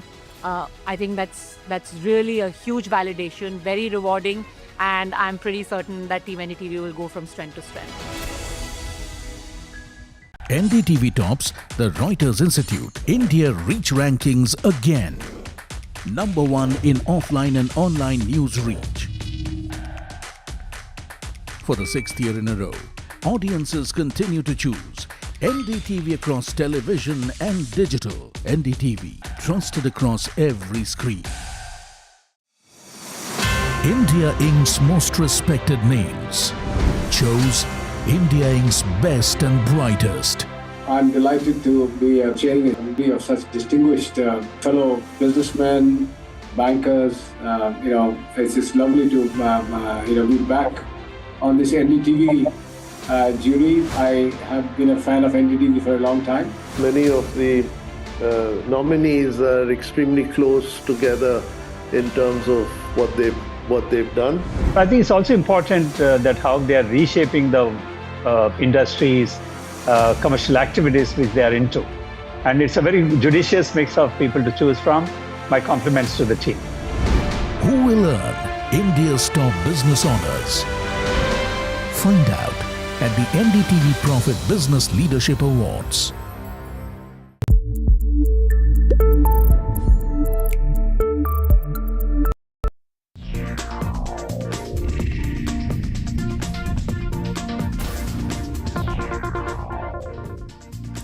Welcome back. The Golden Boot race in FIFA World Cup hots up further as Vinicius Jr. nets a brace against Scotland to send Brazil to the round of 32. Here's a report.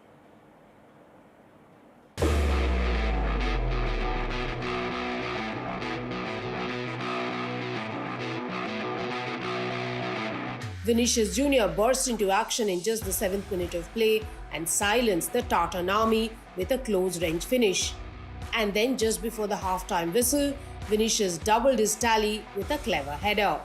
Matheus Cunha also scored for 5-time world champion Brazil. Despite Vinicius Jr.'s brilliance, chants of Neymar reverberated across the Hard Rock Stadium. He entered as a substitute in the 76th minute, making his debut after a right calf injury that had sidelined him for Brazil's first 2 matches. He took the field after 981 days and became the 4th player for Brazil to play in 4 FIFA World Cups. Alisson was brilliant between the sticks. The Brazilian shot-stopper kept a clean sheet as the Samba boys defeated Scotland 3-0 in Miami. They made it to the round of 32 as group winners. Vinicius Jr. stopped the Scotland party, but they may still reach the round of 32. On Thursday morning, in the stifling humidity of Miami, Brazil rounded them up and ran them into a yellow wall. Rika Roy for NDTV. And with that, it's a wrap on Breaking Ground. Up next is the Southern View with my colleagues down south. Stay tuned to NDTV and thanks for watching.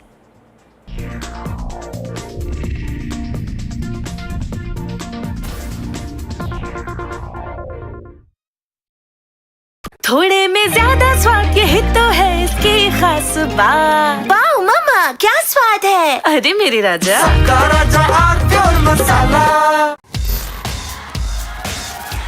This is the show where we bring you all the hot and happenings from the world of entertainment and lifestyle. Really? Fashion that made you gag. Films that made you fangirl.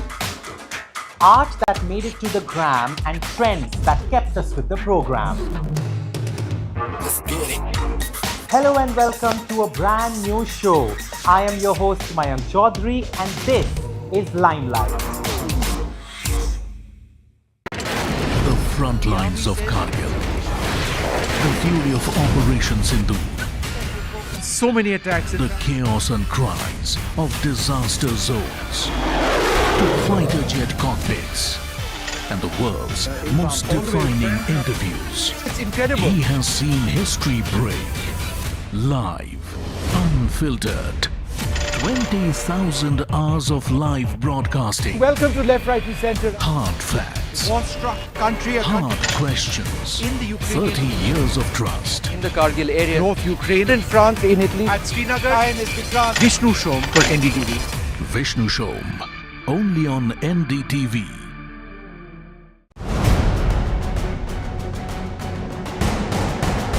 Literally go from the man on the outside looking in, now to the man on the inside looking out. I think that was one of my biggest drivers to become an astronaut.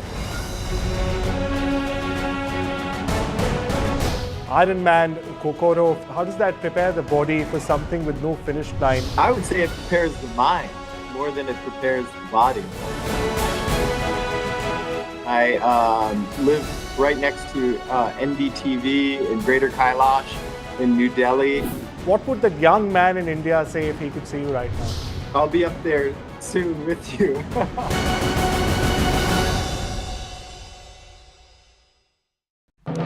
When others are warming up, I'm raring to go. The stories that matter, the stories that shape your life. Hello and welcome to watching Prime 5 with me, Raisha Sehgal. What's happening? How to... The show that sets the prime time agenda. We'll be deep diving into this topic to tell you what's at stake. Join me, Raisha Sehgal, on Prime 5, only on NDTV 24/7. Launch control, 0 to 100. This isn't just about cars and bikes. This is about how you move. This car makes no sense, yet it makes every sense. What we are sitting inside is a Joby-powered air taxi. Your friend said, "Ye le le." We said, maybe not. Hi, my name is Siddharth Sharma. I'm your NDTV Automate, your ultimate guide into the world of automobiles and mobility. India Inc.'s most respected names chose India Inc.'s best and brightest. These kind of awards and jury lineup, you're truly giving it the right weightage. The eminent juries who are here and that itself speaks for the commitment towards highlighting the advantage which India is having. What I'm looking for in this is that we should be awarding companies and individuals who have focused not only on growth but also on bringing good governance. Be part of jury and vote on the people, the men, the women, the companies in India who have the right stuff is a great opportunity for us. Who will earn India's top business honors? Find out at the NDTV Profit Business Leadership Awards. Straight from the heart of the newsroom to the core of the stories shaping your world. Join me, Gargi Raut, as I track all the developments as they break. Live from the NDTV newsroom, weekdays at 4 p.m. India Inc.'s most respected names chose India Inc.'s best and brightest. I'm delighted to be chairing a meeting of such distinguished fellow businessmen, bankers. It's just lovely to be back on this NDTV jury. I have been a fan of NDTV for a long time. Many of the nominees are extremely close together in terms of what they've done. Gender parity to be reflected while we choose leadership as well. It's also important that how they are reshaping the industries. We've got a fantastic jury and we've left all decisions to the wisdom.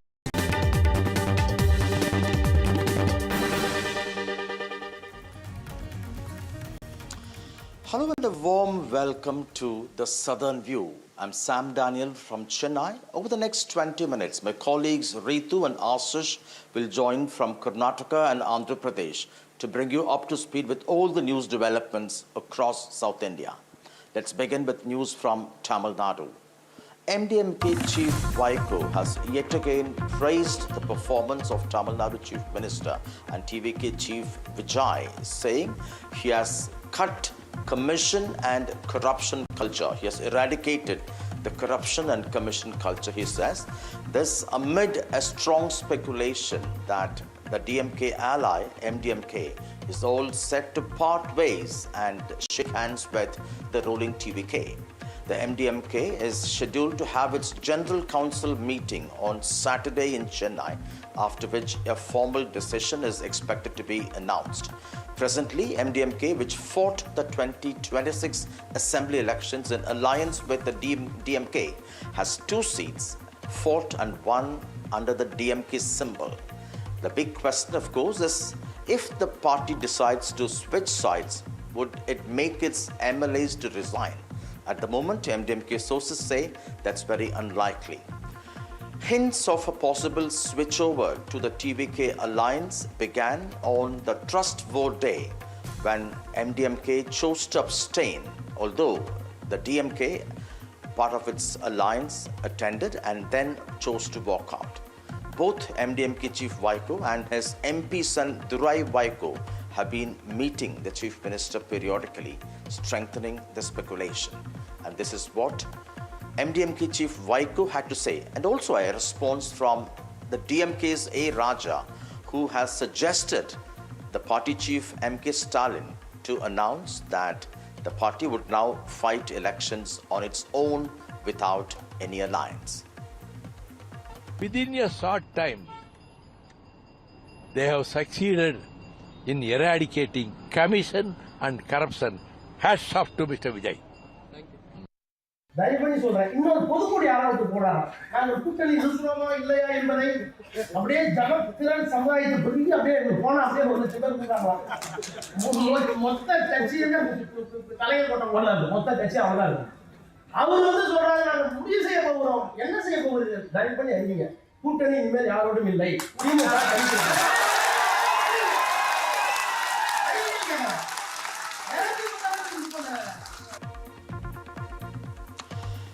3 days after Chief Minister Vijay took a jibe on M.K. Stalin on the floor of the House, narrating a story and raising the question, "Where is your father?"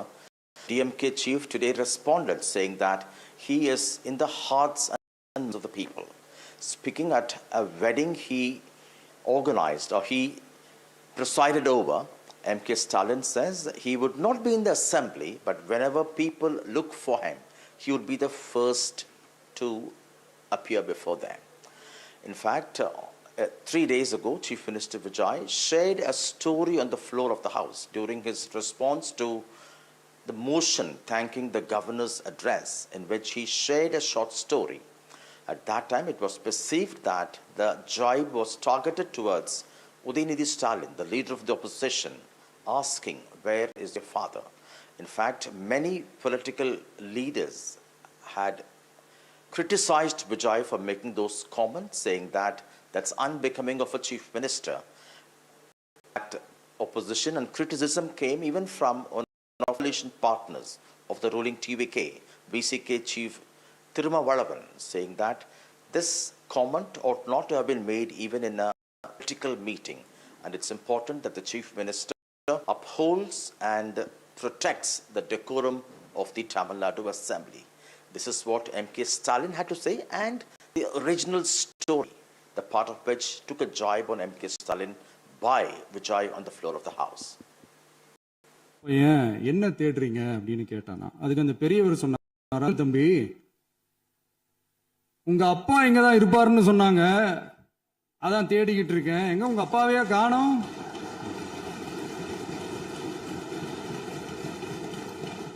இல்ல அந்த எங்களுக்கும் நக்கலா நையாண்டியா சம்பந்தம் இல்லாத குட்டி கதை இதெல்லாம் எங்களுக்கும் பேச தெரியும். ஆனால் சட்டமன்றத்தில் முதலமைச்சராக இருக்கக்கூடிய என்ன பதில் சொன்னார், எங்கே காணும், உங்க அப்பாவை காணும், இதை சொல்லியிருக்கிறார். அப்போ அங்கே கேட்டாதீங்க, மக்கள் மனசை பயிற்சிருக்கிறார்.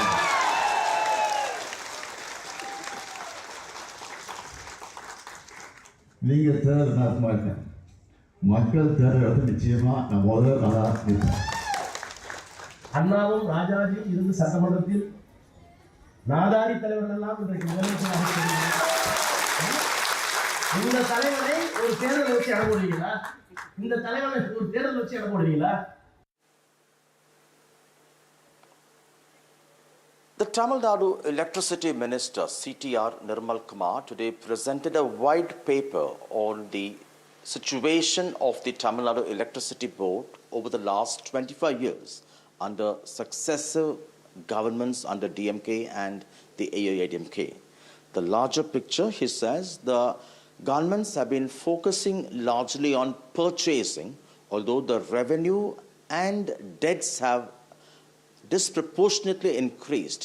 They have not focused in terms of increasing power generation or filling up large-scale vacancies in the electricity department. To begin with, they say Vijay has approved appointment of 15,000 employees for the electricity department, and they've also uncovered irregularities, massive irregularities in several tenders for procurements, both in terms of transformers and conductors. The larger picture, they say, although the revenue and the debts have increased disproportionately, this is not converted in terms of creating new infrastructures from substations to replacing old transformers to recruiting adequate people, because of which the minister says each worker or employee in the electricity department is working the job of 10 such workers. The DMK, of course, has denied these allegations, calling the white paper a lie. This is the second time that ruling TVK has shared a white paper. First, it was on the state's fiscal condition, this time on the electricity department's condition. This is what the minister and the DMK had to say. We have published the white paper today. We have told very clearly on the journey of this TNAB. So from 2001, how it started, how many employees were there, and how was the revenue, and how was the expenditure, and how did the loans has increased so much in this. So last 25 years, we have showed the journey. We have showed the journey, of this TNAB, and every year, like what was the infrastructure investments they have done, and what are the new projects TNAB has invested, and why the debt has been increased so much, and employees, like in the white paper we have told 2001 the employees were around 1,99,000 plus employees were there, and now we have only 74,000 employees are there, and the growth was nearly several percentage, and every year on year what is the end user growth, and everything has been published. I don't know what is the purpose of releasing white paper. They want to tell some lies. When their financial white paper, what lies they have said in that, they are going to continue with it. So this is the worst liar government. They want to accuse DMK for everything. But people know that until DMK was in power, there was no power shortage. When these people had come, continuously there is power shortage. What is the white paper they are going to release, I don't know. Even in finance, every section of the society appreciated DMK government. The Tamil Nadu government's Directorate of Vigilance and the Anti-Corruption Wing is searching properties of former DMK Minister E.V. Velu across Tamil Nadu at 14 different places, including his residence in Chennai and a college he runs in Thiruvannamalai.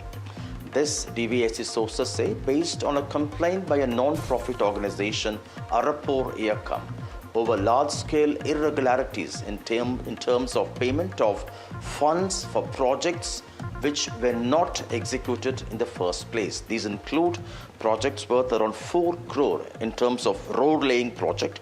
Without the road was laid, the money was debited. Another 7 crore worth contract awarded to Sankar Anand infrastructure project. A company is also under the scanner, and the FIR also alleges about 1.5 crore rupees paid for 2 NABARD road works without execution. The NGO or the non-profit has also flagged separate irregularities to the tune of 25 crore rupees in terms of projects which were not executed but paid in Kanchipuram. The DMK has denied these allegations. In fact, DMK Chief and former Chief Minister M.K. Stalin has said these are vendetta and that Mr. Velu will fight the case legally and prove his case. In fact, Velu was in charge of Public Works Department and Highways during the Stalin regime between 2021 and 2026. A veteran leader, he had originally come from the AIADMK but has served under both Mr. Karunanidhi and M.K. Stalin. Politically speaking, this is the first such searches by the DVAC under the new TVK government. Chief Minister Vijay today flagged off 300 brand new buses, a fleet of 300 buses to join the Tamil Nadu government's public transport across the state. Even as he flagged off at the Secretariat in Fort St. George along the Marina, he also surprised the drivers by taking a ride in one of those buses. And he also video recorded as his bus passed by those hundreds of buses parked along the Marina Road. This is not the first time. Vijay is trying to prove that he will not stop with just flagging off or cutting ribbons, but he would try as much as possible be on the ground. Earlier too, when a fleet of around 100 SUVs were launched, he drove one of the SUVs himself, and after becoming the Chief Minister, he also took a walk and spent time knowing about the Secretariat, the offices there, and also other places of interest, shifting from the other traditional chief ministers who have rarely done this in the past. Well, that's all from Tamil Nadu. Our next stop would be neighboring Karnataka, where my colleague Ritu is waiting. Ritu?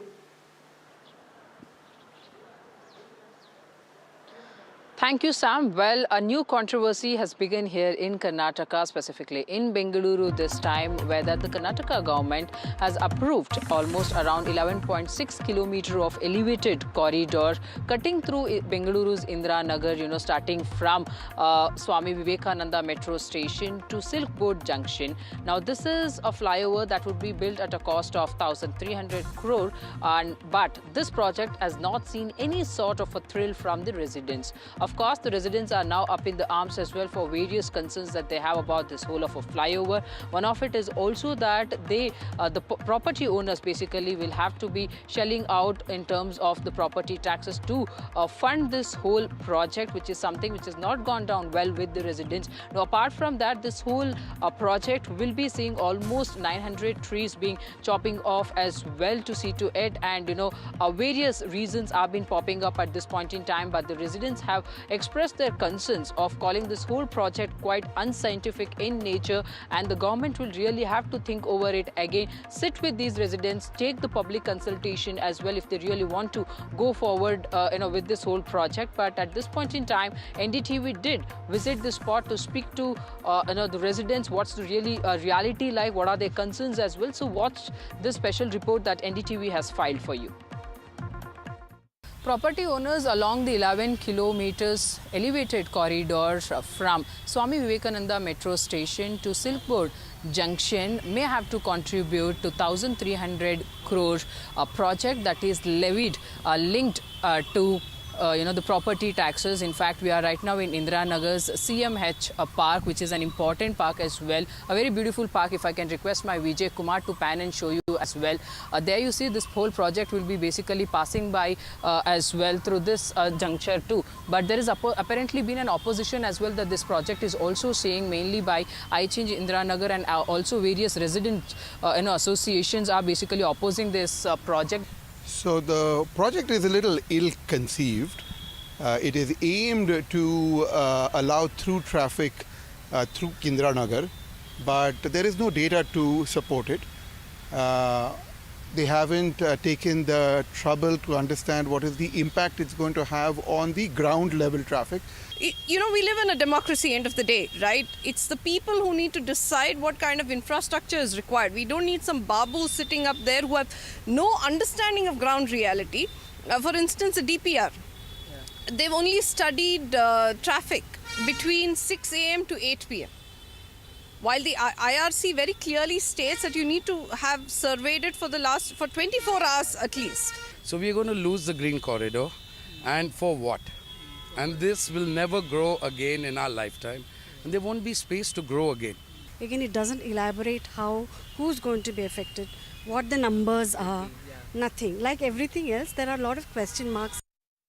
Very close to Chief Minister D.K. Shivkumar. In fact, it is seen as his pet project, which is being now been planned for almost 18,000 crore. Seems to be running in a trouble because there are a set of farmers in Birdi region who are continuously protesting, who do not want to give away their land, even as the government continues to argue that it's the barren land, something that is not in a good position as well, will be taken forward for the AI related project, which will help create a lot of job opportunities as well. But apparently there has been a politics over this whole matter, where you have the KPCC chief B.K. Hari Prasad, who has now opened up a very new door altogether, stating that if at all the farmers continue to protest, then they will drop this whole project as well. But on the other side, you have the BJP, who's basically mocking these kind of statements coming in from the Congress's end, stating that the clarity is really not there among these Congress leaders themselves. They do not know what they really plan to do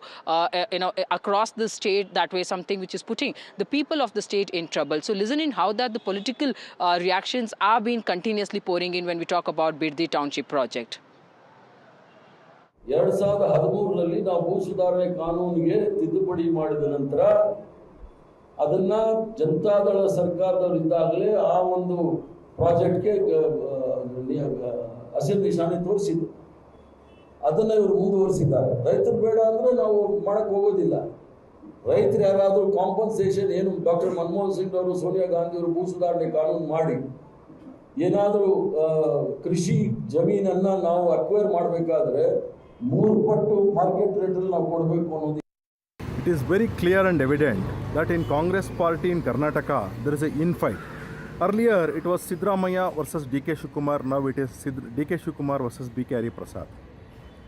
When DK Shivakumar says, I will acquire the Biddi lands for the KIDB township, when BK Hari Prasad says, if the farmers just do not want, we will not acquire. This clearly demonstrates Congress party is a split house and it has 9 doors. No coordination between the government and the party. Mr. DK Shivakumar, in the very first day itself, he has said, if you want party, come with BK. If you want government, go with the DK. The division had started then on that day itself. Now today, this project is very dear to DK Shivakumar, and he is opposing it without even consulting the Chief Minister. This is how the government is going to function in the coming days. One way, the High Command will be pulling one side, and the other side, the DK Shivakumar will be pulling the government other side. So people of Karnataka is going to suffer. This project is being opposed by BJP tooth and nail from the beginning. Well, there you see the BJP states that the government is lacking a clarity. Leaders really do not know what they plan to do across the state in terms of the projects that they are really planning. Needs to be seen whether that the government will be able to drop this whole project and see to it that the farmers' interest is protected that way. We will be continuing to follow this whole story, therefore. But however, you see there's another trouble that is really brewing on the Karnataka government at this point in time, because the government's flagship, Guru Lakshmi, seems to be running in a trouble, with the CAG now coming up and very clearly stating in its report that there has been a massive irregularities on those lines, because almost more than 19,000 beneficiaries who have been linked to a common account. There has been a repeated payments as well of almost more than 1.5 crore as well. So this is something that the CAG has very categorically stated in its report, where that the government will have to come out very clean to answer these questions of what really has gone in detail. But however, you have the state government who just couple of days back had also stated that all these beneficiaries will have to reapply to this particular scheme. The government remains to be adamant and very clear that they would not be dropping the scheme, as that there has been a confusion among the beneficiaries. But now needs to be seen. You see, with the CAG coming out and with multiple questions against the state government too. How is that the government is really going to go forward with this whole process as well? On the other side, you have the state BJP, which is up in the arm, stating that this is nothing but a clear-cut loot that the Congress-led government is planning over here in the state, which is not in favor of the Kannadigas in the state that way. But needs to be seen. You see, going forward, whether that the state government will be now ensuring that the whole process that they have really planned to will be quite transparent, and these mistakes would really not be repeated. Therefore, so that's all from the state of Karnataka. We will continue to follow, bring you more news on those levels. But at this point in time, we will go to Telangana, where my colleague Ashish will take over. Ashish, over to you. Thank you, Ritu. In Telangana, SIR has started from today. Almost over 36,000 BLOs. They are visiting door to door across the state and ensuring the clean electoral roll in Telangana. But this SIR process, prior to the SIR, which has started from today, all the political parties here in Telangana, they were raising their doubt and concern related to the SIR process. In fact, the most vocal among all these political party was Asaduddin Owaisi, MIM chief, who is also a Hyderabad MP. He in fact had raised several of the concern, and he flagged several of the issue. And he also suggested that SIR process is flawed and it will not help to clean the electoral roll. That was the concern. He met two state election commission officials also. However, state election commission had denied all his concern. Other political parties, Congress, they are in the ruling here. Chief Minister himself held a video conference yesterday, and he instructed his party men to be extra vigilant and ensure a fair SIR process. Other political party, BRS, they have constituted almost 90 constituency level members of their political party. They are ensuring and helping voters to ensure that they remain in the voter list. Meanwhile, Election Commission has said that they are ensuring a fair electoral roll, clean electoral roll, and they are doing it following all the norms. Listening to all these political reaction which we have gathered from different political parties on SIR.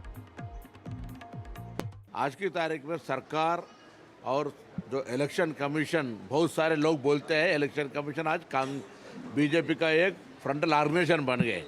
तो पूरा जो पिछले 1-2 महीने के पहले जैसा बंगाल बिहार में vote revision के साथ सत्ता पक्ष का उधर उधर हुआ, तो यहाँ भी वो लोग वैसा षड्यंत्र करने से बचा के रखे जो वोट का हक नहीं खोना है कोई भी। इसीलिए कांग्रेस पार्टी हर गांव से लेकर हैदराबाद तक पूरे जनता को अलर्ट कर रहे। वो in the Zoom meeting, Chief Minister directed, instructed all the MLAs, MPs, all public representatives, particularly go to the booth level, village level, see to it that no vote is removed by this SIR process. You know, our leader KCR has made a resolution within the party that as a party we have to fully engage and involve ourselves. Our cadre, booth level cadre must involve and engage and participate in the entire SIR process. And to that extent, Mr. KTR, our working president, and our senior leader, Mr. Harish Rao, both of them are personally conducting the, the entire booth level agents training programs. Now, what we found in this entire process is, as we have noticed in the Jubilee Hills elections, recently held by elections, there are thousands of duplicate voters. One person will have 3 votes, not only in the same constituency, but across the constituencies.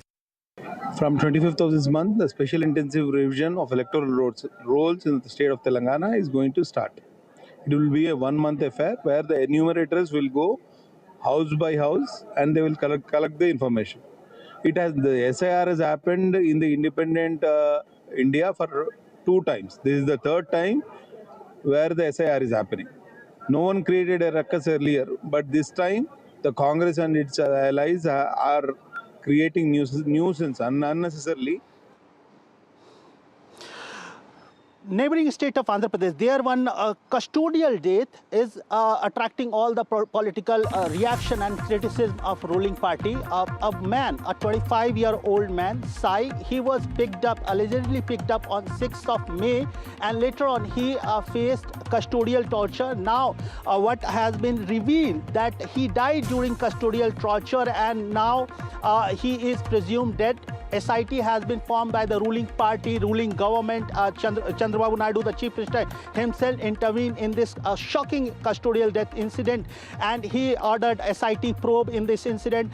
Now CI, the inspector of that particular police station where this particular person was kept illegally and he was tortured brutally and he died, the inspector of that particular police station, he has now arrested, he has sent into judicial custody. Meanwhile, opposition, YSR Congress party, they are targeting the government. They say that SIT can't do justice to the family, can't bring justice to the family, and they are demanding CBI probe. Meanwhile, government is firm that they are all for justice. They have constituted a high power SIT, and SIT is doing everything to bring justice. But this particular shocking custodial death has triggered massive political reaction and counter-reaction and allegation, blame game between ruling party and opposition, YSR Congress party.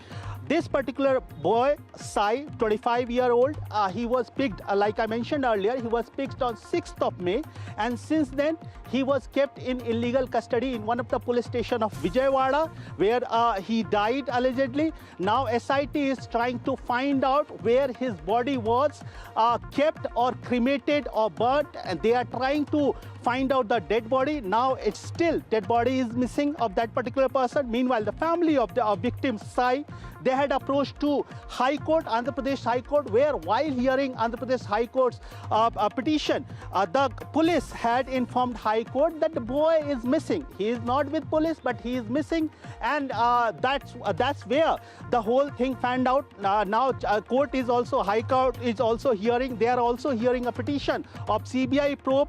The petition, while hearing the petition, the police has submitted the remand report of this particular arrested inspector, where it is confirmed that the boy, 25-year-old boy, Sai died during custodial torture. That's it for today. More news and update after this break.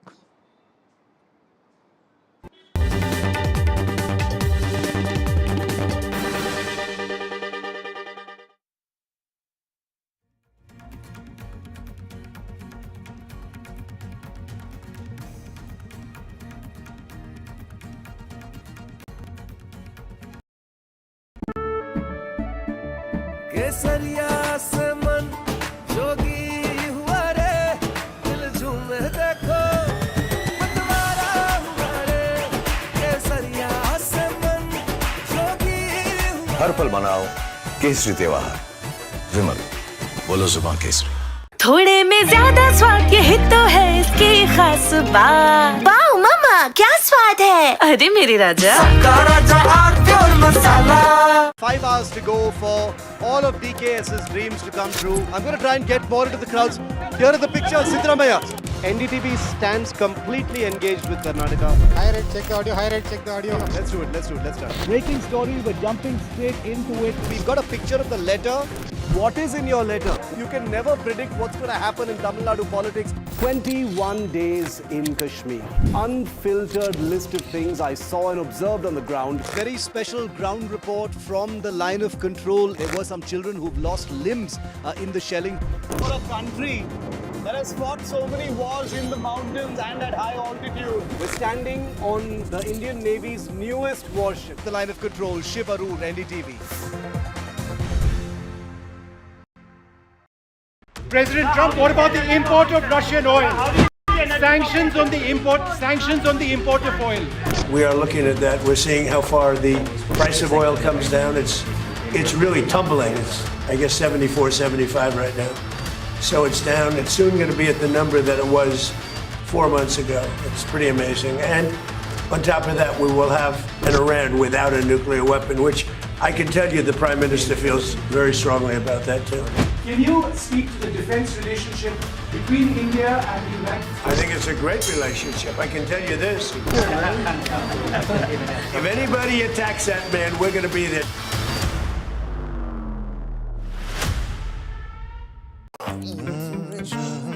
The news, Ayush. Since when do we do scripts? Fair point. Picture this. The biggest stage. Floodlights. Wow. 4K, the works. Where's the hook? There's going to be celebrities and guaranteed eyeballs. Where's the hook? Think about this. Front page advertisements and hoardings. Bro, where's the hook? Cross-platform, digital first, virality. Without a hook, no way. The message is clear. It's 2026. You gotta be real in a world of reels. You gotta be original in a world where everything seems generated. That's it. That's what we're looking for. The best campaigns, the hottest trends, the smartest brand moves on our new show. But wait, what do we call it? The Hook.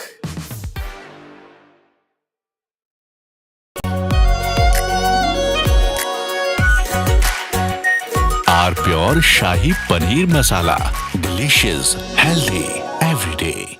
I'll begin with this bulletin with some breaking news coming in now. This is regarding the escalating war of words over the NCERT textbook and the chapter on the 1975 that has in fact been added. Now the opposition in the latest, it's slamming the emergency chapter in the class 9 NCERT books. NCP in the latest, it said that it's sad to see politics being brought into academics. And it's not only the NCP that's in fact jumped into the fray. The UBT faction of the Shiv Sena also now underlining that, or rather alleging that from the past 12 years, emergency already imposed in our country, adding that Indira Gandhi did not put an end to democracy. We get you some reactions. कुछ आश्चर्य नहीं लग रहा है, दुख की बात है कि शिक्षा और पढ़ाई में आज राजनीति लाई जा रही है, बहुत दुख की बात है। भारतीय लोकतंत्र में सबसे काला दिन आज ही का दिन रहा है। इस आपातकाल में जो विपक्ष के नेता थे वो तो जेल में बंद हुए ही, आप जैसे लोग भी जो पत्रकार थे उनको भी पूरा बैन कर दिया गया था। पत्रकार भी आपको कुछ लिख नहीं सकते थे, जैसे आजकल आप लोग पूछ रहे हैं ना, कुछ नहीं पूछ सकते थे, आप लोगों पर भी पूरा बैन था। ये कांग्रेस ने ये काम किया। और आपको पता है बिहार में ही जयप्रकाश नारायण ने ये पूरे आंदोलन को लीड किया, जेपी मूवमेंट जिसको कहते हैं। हम लोगों के नेता नीतीश कुमार जी भी 2 साल के करीब जेल में रही सी आपातकाल में, और आप आज भी कांग्रेस का माइंडसेट वही है। आज तक देश से माफी नहीं मांगा आपातकाल के लिए। 12 साल से देश में इमरजेंसी है, 12 साल हो गए इस देश में इमरजेंसी। इंदिरा गांधी ने किसी की पार्टी को नहीं तोड़ा, इंदिरा गांधी ने संविधान को खत्म नहीं किया। इंदिरा गांधी ने जब ये संघ के लोग थे जेल में, अटल जी, अडवाणी जी, जगन्नाथराव जोशी जी, बाला साहेब देवरस जी, तो जहां जहां जेल में थे वहां उनकी 5 स्टार व्यवस्था की थी इंदिरा गांधी ने। I'm joined by my colleague Ishwarya for more on this. Ishwarya, first of all, bring us up to speed on what's the latest coming in from the opposition and what's the very central issue here. Why is history being dwindled in these corridors and chambers of politics?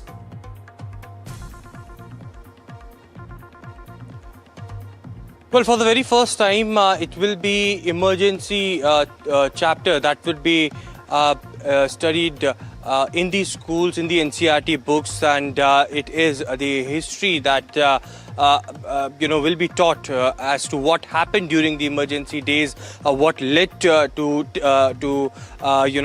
take this decision by then Prime Minister Indira Gandhi to have imposed emergency in the country, and certainly what went in the overall 2 years of that particular period, why it is called Samvidhan Hatya Divas, and why it is the black day in the Indian democracy, to which now the politics have erupted. The opposition parties clearly stating that why such history which had the darkest chapter in our democracy should be taught in schools, and why it is the political agenda that has been drawn into our academics.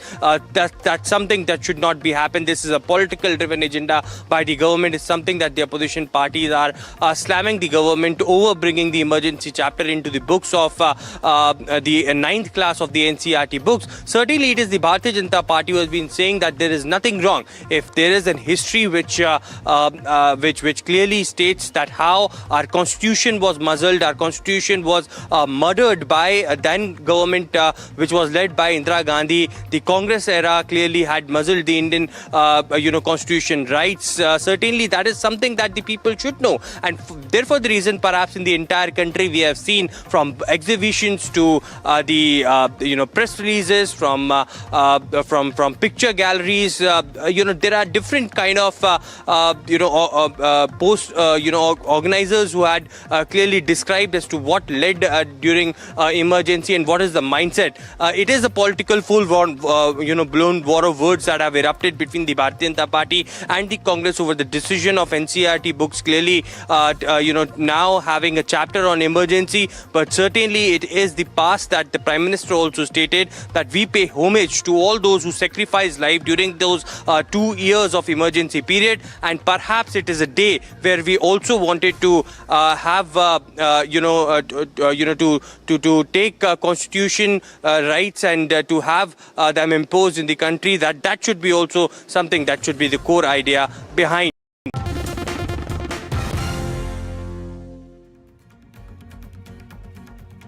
Let's get you the latest, and that is the Amazon CEO meeting with Prime Minister Modi here in India. Amazon CEO Andy Jassy met with Prime Minister Modi in Delhi and said that really enjoyed the meeting with Prime Minister Modi, and this is in regard to the future, the Amazon future here in India. The President and CEO of Amazon says that the Prime Minister's vision of the last 12 years is just remarkable, and you can see it in the development that's taken place and how important the country is on almost every aspect around the world. When I have the good fortune to spend time with him, he has so many ideas for how to continue to make the country better in every dimension, and we've invested $40 billion in India since the year 2010, and then at the end of last year we announced that we were going to invest another $35 billion in India between 2026 and 2030. And now they've gone ahead and made that announcement, the CEO of Amazon announcing that we're going to be increasing that amount from $35 billion to additional amount that is going to be in fact investment, and taking that amount to a total of 48 billion US dollars of investments that are going to take place between now 2026 and 2030. Over the next 4 years, India is becoming such a significant cloud and AI hub, and that is where the investment is going to be taking place. Listen in to Amazon CEO. Prime Minister's vision over the last 12 years is just remarkable, and you can see it in the development of the country and how important the country is in almost every aspect around the world. And when I have the good fortune to spend time with him, he has so many ideas for how to continue to make the country better on every dimension that it's very noteworthy, it's very remarkable, and it's impressive. We've invested $40 billion in India since the year 2010. And then at the end of last year, we announced that we were going to invest another $35 billion in India between 2026 and 2030. And we just announced today that we're going to increase that amount from $35 billion to an incremental $48 billion of investment between 2026 and 2030. $13 billion we announced today is focused on cloud and AI. India is becoming such a significant cloud and AI hub around the world, and we have so much demand here that we're continuing to invest in the country on the cloud side and the AI side as well. We've accounted for roughly 2.8 million direct and indirect jobs in the country as of 2024, and we're hoping to make that number more like 3.8 million by the end of 2030. Right, we have Rishabh Bhatnagar, my colleague from NDTV Profit, joining us. After that announcement that was made just exactly 6 months back of $35 billion US that would be invested within India by Amazon, here we have the CEO increasing that amount and taking it way ahead. And this is the amount that's going to be spent between now and 2030. Talk us through where all is this investment going to be taking place? Absolutely. What we have is another $13 billion that have been committed by Amazon for investment over the next 5 years. A large chunk of this will go into expanding Amazon's AI as well as cloud infrastructure. So Amazon, as we know it, most of us, the largest business segments that they have is the Amazon Web Services, which is to provide a lot of these data services to large multinationals, and that's what they are also going big on. It's not looking at India as a marketplace country. It is also to look at as a talent hub for AI as well as IT. That's what we're seeing from Amazon. What we're also seeing is that, like you said, absolutely, Rishabh. Taking that total amount to over 88 billion, if we see the kind of investment that has been made by Amazon from 2010 and taking this till 2030, that additional 13 million US dollars that have been announced by the CEO of Amazon here in India while meeting with Prime Minister Modi.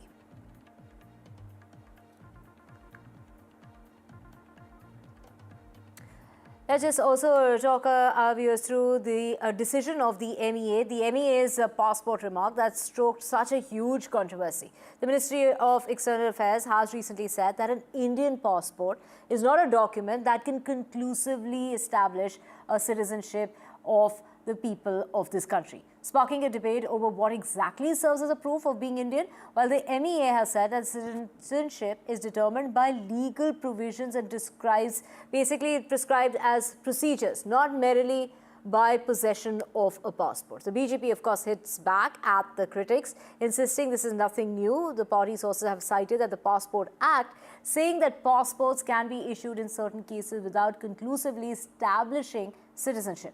The opposition has launched a very sharp attack on the centre, stating that the government is creating confusion over citizenship, norms and documentation. We also have lyricist and, Javed Akhtar there, slamming that move of the government, calling it absurd and warning that such ambiguity could complicate efforts to tackle illegal immigration. If you read the Passport 1967 Act, it proceeds on the premise that the holder is an Indian citizen. Now, please go and read section 6(2) subsection A of the Passport Act, which says that if the applicant is not a citizen of India, you'll not get a passport. Thirdly, passport is given after a very carefully verification by the police. Then only passport is issued. And police verification is based on multiple, government steps are there. Fourthly, where should I get a citizenship certificate? See, my grandfather, his grandfather were born in India. So we don't have this concept of citizenship certificate. Citizenship certificate is given to only those people who acquire citizenship through registration or naturalization. Don't be surprised if tomorrow the government comes up with a clause saying that if you become a member of the Bharatiya Janata Party, you prove yourself to be the citizen of India. Don't be surprised. Anything as absurd as this also can come up. Now it is the duty of the government of India to tell its citizens what actually proves them to be the citizen of India, because at this rate, the people are only going to be confused and there are going to be too many questions in their mind. Stop playing with the minds of people and answer the questions and tell the people what proves their citizenship of India. The first question is, what exactly are they saying and what do they mean by what they are saying? They are saying that the passport is not an indication of your citizenship or proof of your citizenship. Now, the Passport Act, under which you get a passport, doesn't say that the passport is a proof of your citizenship. But it does say that if you're not a citizen, you won't get a passport. So what is an ordinary person to do? That I've got a passport, so I'm a citizenship, that I have citizenship. When somebody is sent to verify, to give you a passport, what do they ask? They ask whether you're a criminal or you're a person resident at the address that you have given. And of course, if you're a citizen, what else they do? But if the government wants to say that giving you a passport doesn't mean that you are actually ultimately a citizen, because under the Citizenship Act, we can still inquire into this. It's another matter. It's another matter. But to say that the passport is no indication, at least prima facie, it's an indication of citizenship. Ministry of External Affairs. That is for the government to determine. There are other citizenship proofs. For instance, the Aadhaar card is there. So ME has to tell us what is valid, what is not valid. I do not agree with this.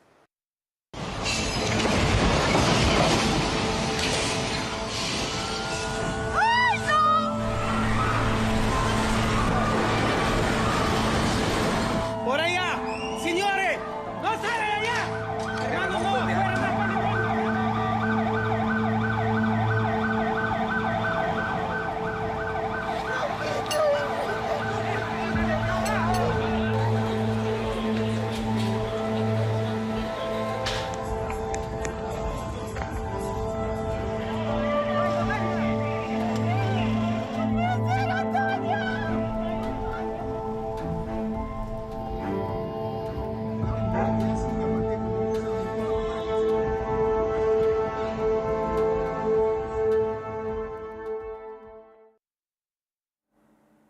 Switching tracks to the tragedy that's unfolded in Venezuela. There have been two powerful earthquakes within 39 seconds of each other, the strongest in over a century, followed by 20 aftershocks, triggering panic and causing significant damage in several areas. Buildings were seen swaying, residents were seen rushing onto the streets, and emergency teams that had been deployed. Meanwhile, there's a state of emergency that's been declared because it's the airport that's been impacted the most. So the airport shut, schools are shut. Reports are saying that dozens of people have been killed and hundreds have been injured. Let's take a look at the dramatic visuals emerging from the affected areas.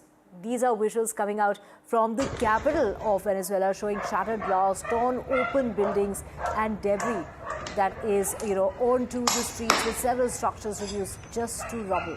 After powerful twin earthquakes measuring 7.2 first, followed by another 39 seconds later, measuring 7.5 on the Richter scale, that struck near Venezuela's Caribbean coast. Now, triggering that large-scale rescue operations with passengers experiencing tense moments. This was at the international airport, as that was where the impact was felt the most. Authorities have since closed the airport, and reports of severe infrastructural damage is also emerging. Now, these are visuals from the Social Security Hospital, where there were people who were rushed into emergency services in the aftermath of the earthquakes. Injured residents seen being rushed in for treatment, while doctors and medical staff working around the clock in order to handle that influx of patients. Buildings were also seen collapsing in the capital, sending clouds of dust into the air as residents rushed to safety. Those people there onto the roads, and there you can see the extent of damage and the trail of destruction that's been left behind. These are search operations that are now continuing amid rubble. In fact, they're still looking for people. Authorities are trying to assess the extent of damage, and that is yet to be established. They are dramatic visuals. These are, let's just get you some drone visuals as well from Venezuela, showing that, mass destruction that has been left behind because of the earthquakes. 2 back-to-back earthquakes and number of aftershocks, 20 aftershocks to be precise. Aerial footage capturing collapsed buildings, rescuers who basically, you can see them providing shelter, they're providing assistance to those who have been impacted. This is the trail of destruction that has been left behind.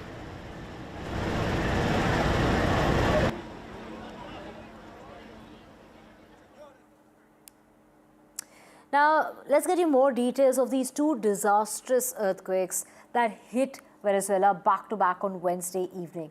This has led to collapsing of buildings in the capital. The death toll so far has reached 32. The President, Rodriguez, has declared a state of emergency, and also we have that international airport that's closed. Why did Venezuela get hit by 2 earthquakes, and what is the situation so far? Here are the details. ਭਾਵੇਂ ਉਹ 3 ਪਵਿੱਤਰ ਸ਼ਹਿਰਾਂ ਦਾ ਦਰਜਾ ਹੋਵੇ, ਉਹ ਇਹਨਾਂ ਚੀਜ਼ਾਂ ਦਾ ਮੁਕਾਬਲਾ ਆਪ ਤਾਂ ਕਰ ਨਹੀਂ ਸਕਦੇ। ਹੁਣ ਉਹ ਸਾਰੀਆਂ ਪਾਰਟੀਆਂ ਰਲ ਕੇ ਸਿਰਫ ਮੇਰੇ ਪਿੱਛੇ ਪੈ ਗਈਆਂ ਕਿ ਬਸ ਭਗਵੰਤ ਮਾਨ ਨੂੰ ਟਾਰਗੇਟ ਕਰੋ, ਕਿਵੇਂ ਨਾ ਕਿਵੇਂ ਝੂਠੀ ਸੱਚੀ ਵੀਡੀਓ ਬਣਾ ਕੇ ਇਹਨੂੰ ਕਿਹੜਾ ਲੋਕਾਂ ਦੇ ਦਿਮਾਗ 'ਚ ਪਾ ਦਿਓ ਤਾਂ ਕਿ ਲੋਕ ਭਗਵੰਤ ਮਾਨ ਨੂੰ ਨਫ਼ਰਤ ਕਰਨ ਲੱਗ ਜਾਣ। ਇਹ ਪੋਸੀਬਲ ਨਹੀਂ ਹੋਊਗਾ ਜੀ, ਕਿਉਂਕਿ मैं पूछना चाहना SGPC ਨੂੰ ਪੁੱਛਣਾ ਚਾਹਨਾ ਕਿ ਉਹ ਗੁਰਦੁਆਰਾ ਸਾਹਿਬਾਂ ਦੇ ਅੱਗੇ ਬੋਰਡ ਲਾ ਰਹੇ ਨੇ ਕਿ ਆਦੇਸ਼ ਹੈ ਅਕਾਲ ਤਖਤ ਸਾਹਿਬ ਦਾ, ਜਿਹਨੂੰ ਮੈਂ ਸਰਵਉੱਚ ਮੰਨਦਾ, ਸਾਰੀ ਦੁਨੀਆ ਮੰਨਦੀ ਹੈ ਕਿ ਜੀ ਭਗਵੰਤ ਮਾਨ ਦਾ SGPC, the Shrimani Gurdwara Prabandhak Committee, that they have asked the Sikh followers to put my posters outside the Gurdwaras, then why the same order was not issued against the political leaders who had apologized in front of Akal Takht, hinting towards Sukhbir Badal and others? Why their posters have not been put outside the Gurdwaras? ਇਹ ਗੋਲੀਆਂ ਚਲਾਉਣ ਵਾਸਤੇ ਜ਼ਿੰਮੇਵਾਰ ਨੇ। These people are accused of sacrilege, committing sacrilege. They are accused of firing on the Sikh devotees. Why the same orders have not been issued against those political leaders who are accused of committing sacrilege and also on ordering firing on the Sikh devotees?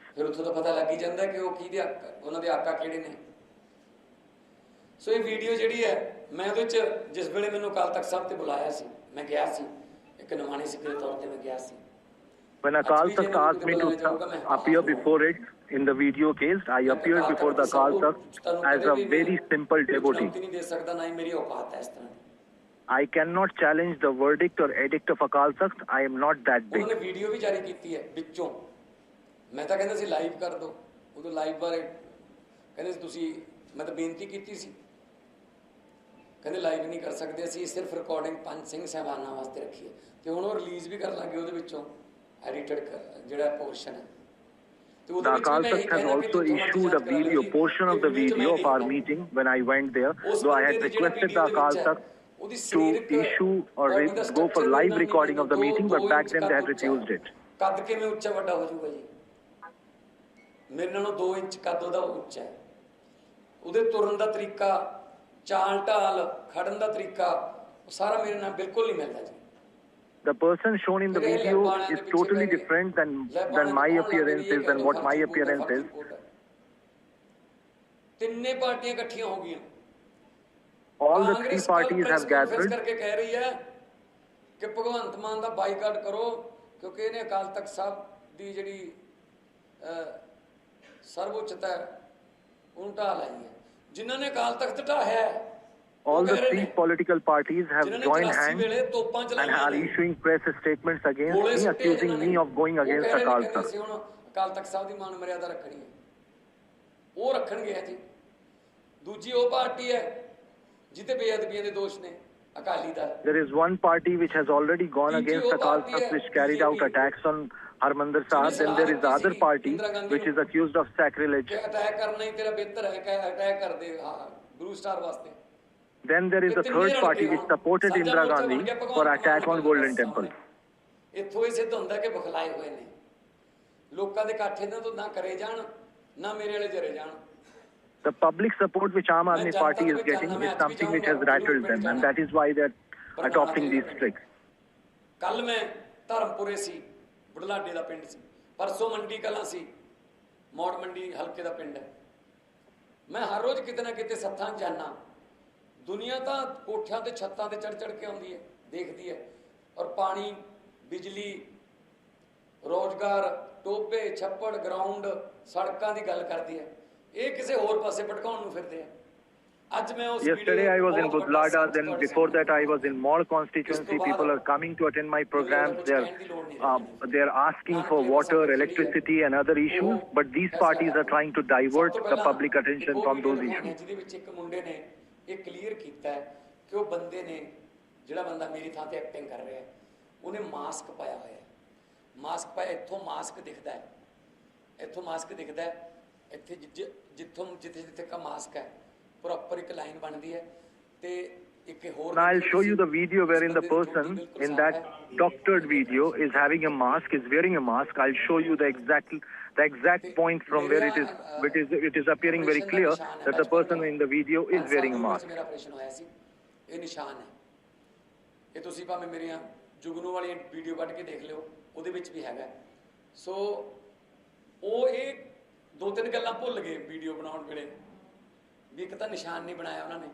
I had undergone a surgery in the past, and that is why I have got this mark on my body, which is not shown in the video. So that suggests that perhaps the ones who doctored this video forgot to include that part.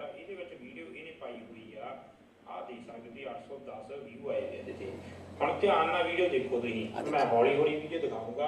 ਤੁਸੀਂ ਨੇ ਜੀ ਗਰਦਨ ਵੱਲ ਦੇਖੋ, ਆਹ ਦੇਖੋ ਜਿੱਥੋਂ ਮੈਂ ਹੌਲੀ ਕੀਤੀ ਆ, ਤੁਹਾਨੂੰ ਵੱਖਰਾ ਹੀ ਦਿਸੂਗਾ ਇੱਕ ਮਾਸਕ ਪਾਇਆ। ਮਾਸਕ ਸਪਸ਼ਟ ਰੂਪ ਚ ਦਿਖਦਾ ਵਾ, ਪਰ ਨਾ ਜੇ ਬੰਦਾ ਵੀਡੀਓ ਦੂਰ ਕਰ ਦਿੰਦਾ ਵੀ ਧਿਆਨ ਨਾ ਪਵੇ। ਆਹ ਮੈਂ ਜ਼ੂਮ ਕਰਕੇ ਦੇਖ ਰਿਹਾ ਵਾਂ ਨੇੜਿਓਂ।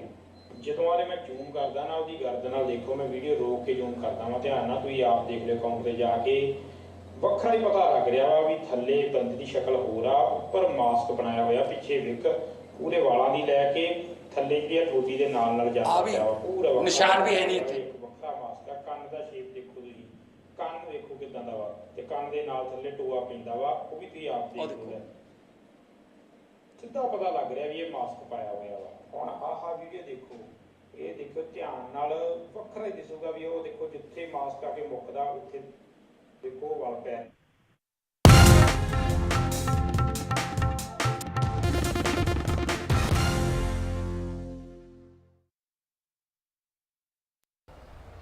समर में बाल्टी तो चाहिए फॉर योर पसीना। बाल्टी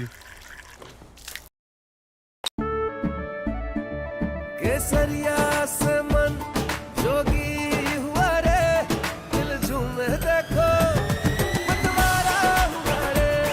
केसरिया से मन जोगी हुआ। हर पल मनाओ केसरी त्योहार।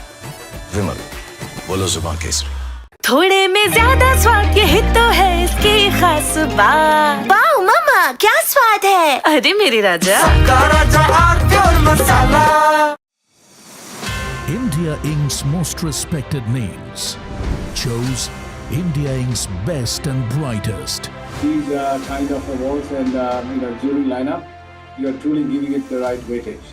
I think it's heartening to see talent that there is in across India Inc. We should be awarding companies and individuals who have focused not only on growth but also on bringing good governance. Be part of jury and vote on the people, the men, the women, the companies in India who have the right stuff is a great opportunity for us. For us, the biggest thing is trust. That's what we provide. We need leaders in India that can help take India being a global superpower. We've got a fantastic jury and we've left all decisions to the wisdom of the jury. Who will earn India's top business honors? Find out at the NDTV Profit Business Leadership Awards. He has tracked the pulse of power from Washington to Korea. Witnessed history being made in global capitals and conflict zones. This location from Tel Aviv Brought clarity to complex issues of national security and international affairs. Prime Minister Narendra Modi spoke to him at length yesterday. The Ayatollah Khamenei is gone. There has been a missile attack right behind you, and we need to rush into a shelter. Heading there.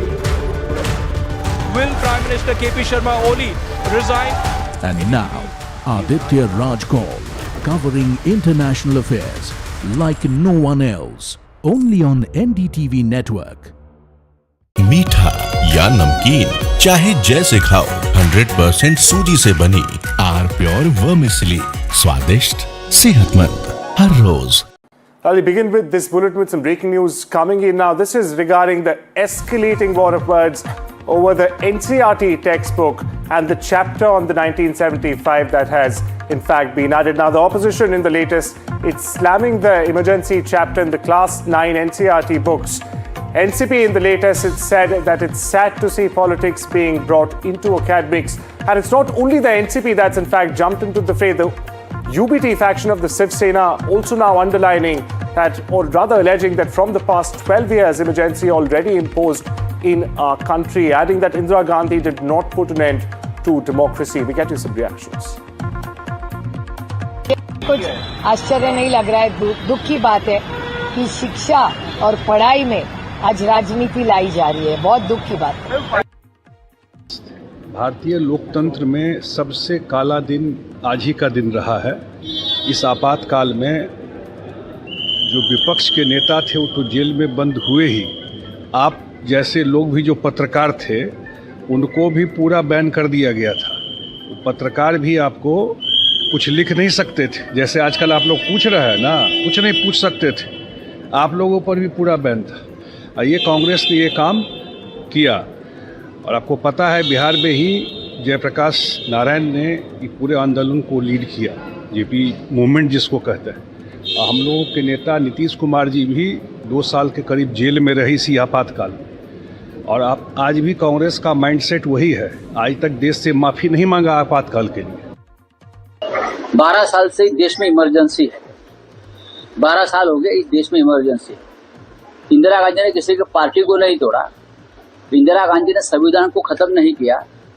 Indira Gandhi ने जब ये संघ के लोग थे jail में, अटल जी, अडवाणी जी, जगन्नाथराव जोशी जी, बाला साहेब देवरस जी, तो जहां जहां जेल में थे वहां उनकी 5 स्टार व्यवस्था की थी Indira Gandhi.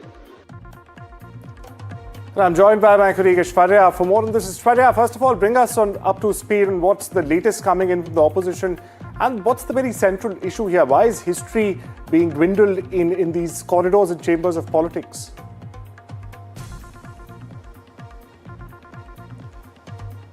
Well, for the very first time, it will be emergency chapter that would be studied in the schools, in the NCERT books, and it is the history that will be taught as to what happened during the emergency days, what led to take this decision by then Prime Minister Indira Gandhi.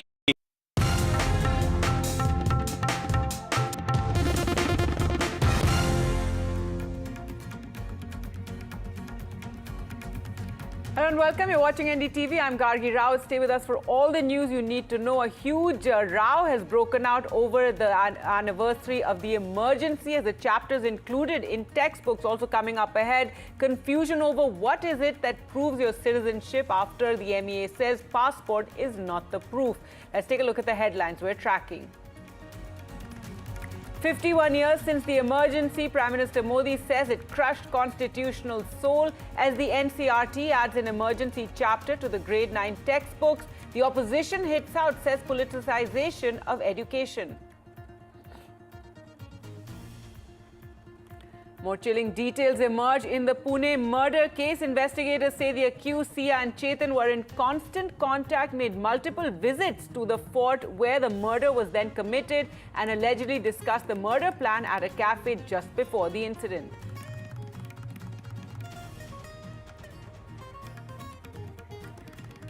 MK Stalin responds to Vijay's "Where's your father?" jibe, says, "I'm in people's hearts, I'm there wherever people look for me." This after Vijay taunted Udayanidhi.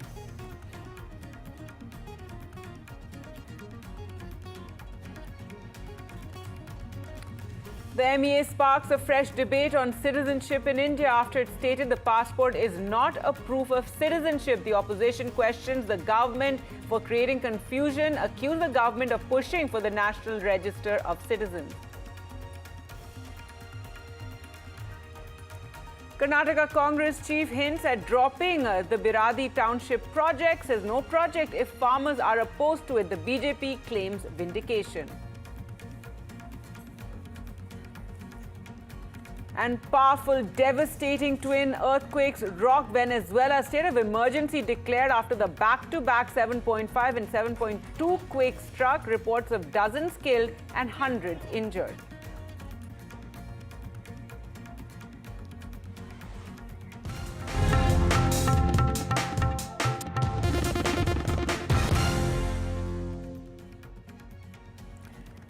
All right, some breaking news now coming in on the issue over the NCERT introducing an emergency chapter in its Class 9 textbook. This is something the opposition has hit out at the government over, but now Education Minister Dharmendra Pradhan has appreciated it, saying the NCERT has done the right thing.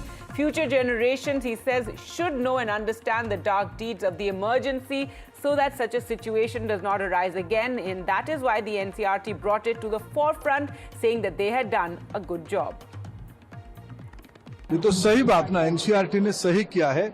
Emergency जैसे काले कारनामे को देश को भविष्य के पीढ़ी जाने, पढ़े, समझे, ऐसे दोबारा स्थिति ना आए, इसलिए एनसीईआरटी ने उसको विषय में लाए। एनसीईआरटी ने अच्छा काम किया। देखिए, देश में कुछ लोगों के मन में देश को आगे बढ़ने के लिए कुंठा है। वो तरह तरह की रूप बदल के आते हैं। कोई ए टीम होता है, कोई बी टीम होता है। Let's go across to Aishwarya now for more on this. And Aishwarya, today marks 51 years of the declaration of emergency, and now this huge row has broken out over how emergency has been introduced in a chapter in Class 9. Well, certainly, first the opposition party slammed the government over introduction of the emergency chapter in Class 9 social science books of the NCERT. It is the opposition parties who went on to say that it is an undeclared emergency, what we are witnessing today, be it the NTA conduct of examinations. We have seen paper leaks, there are poaching of the member of parliament, there are countries like United States which are dictating the international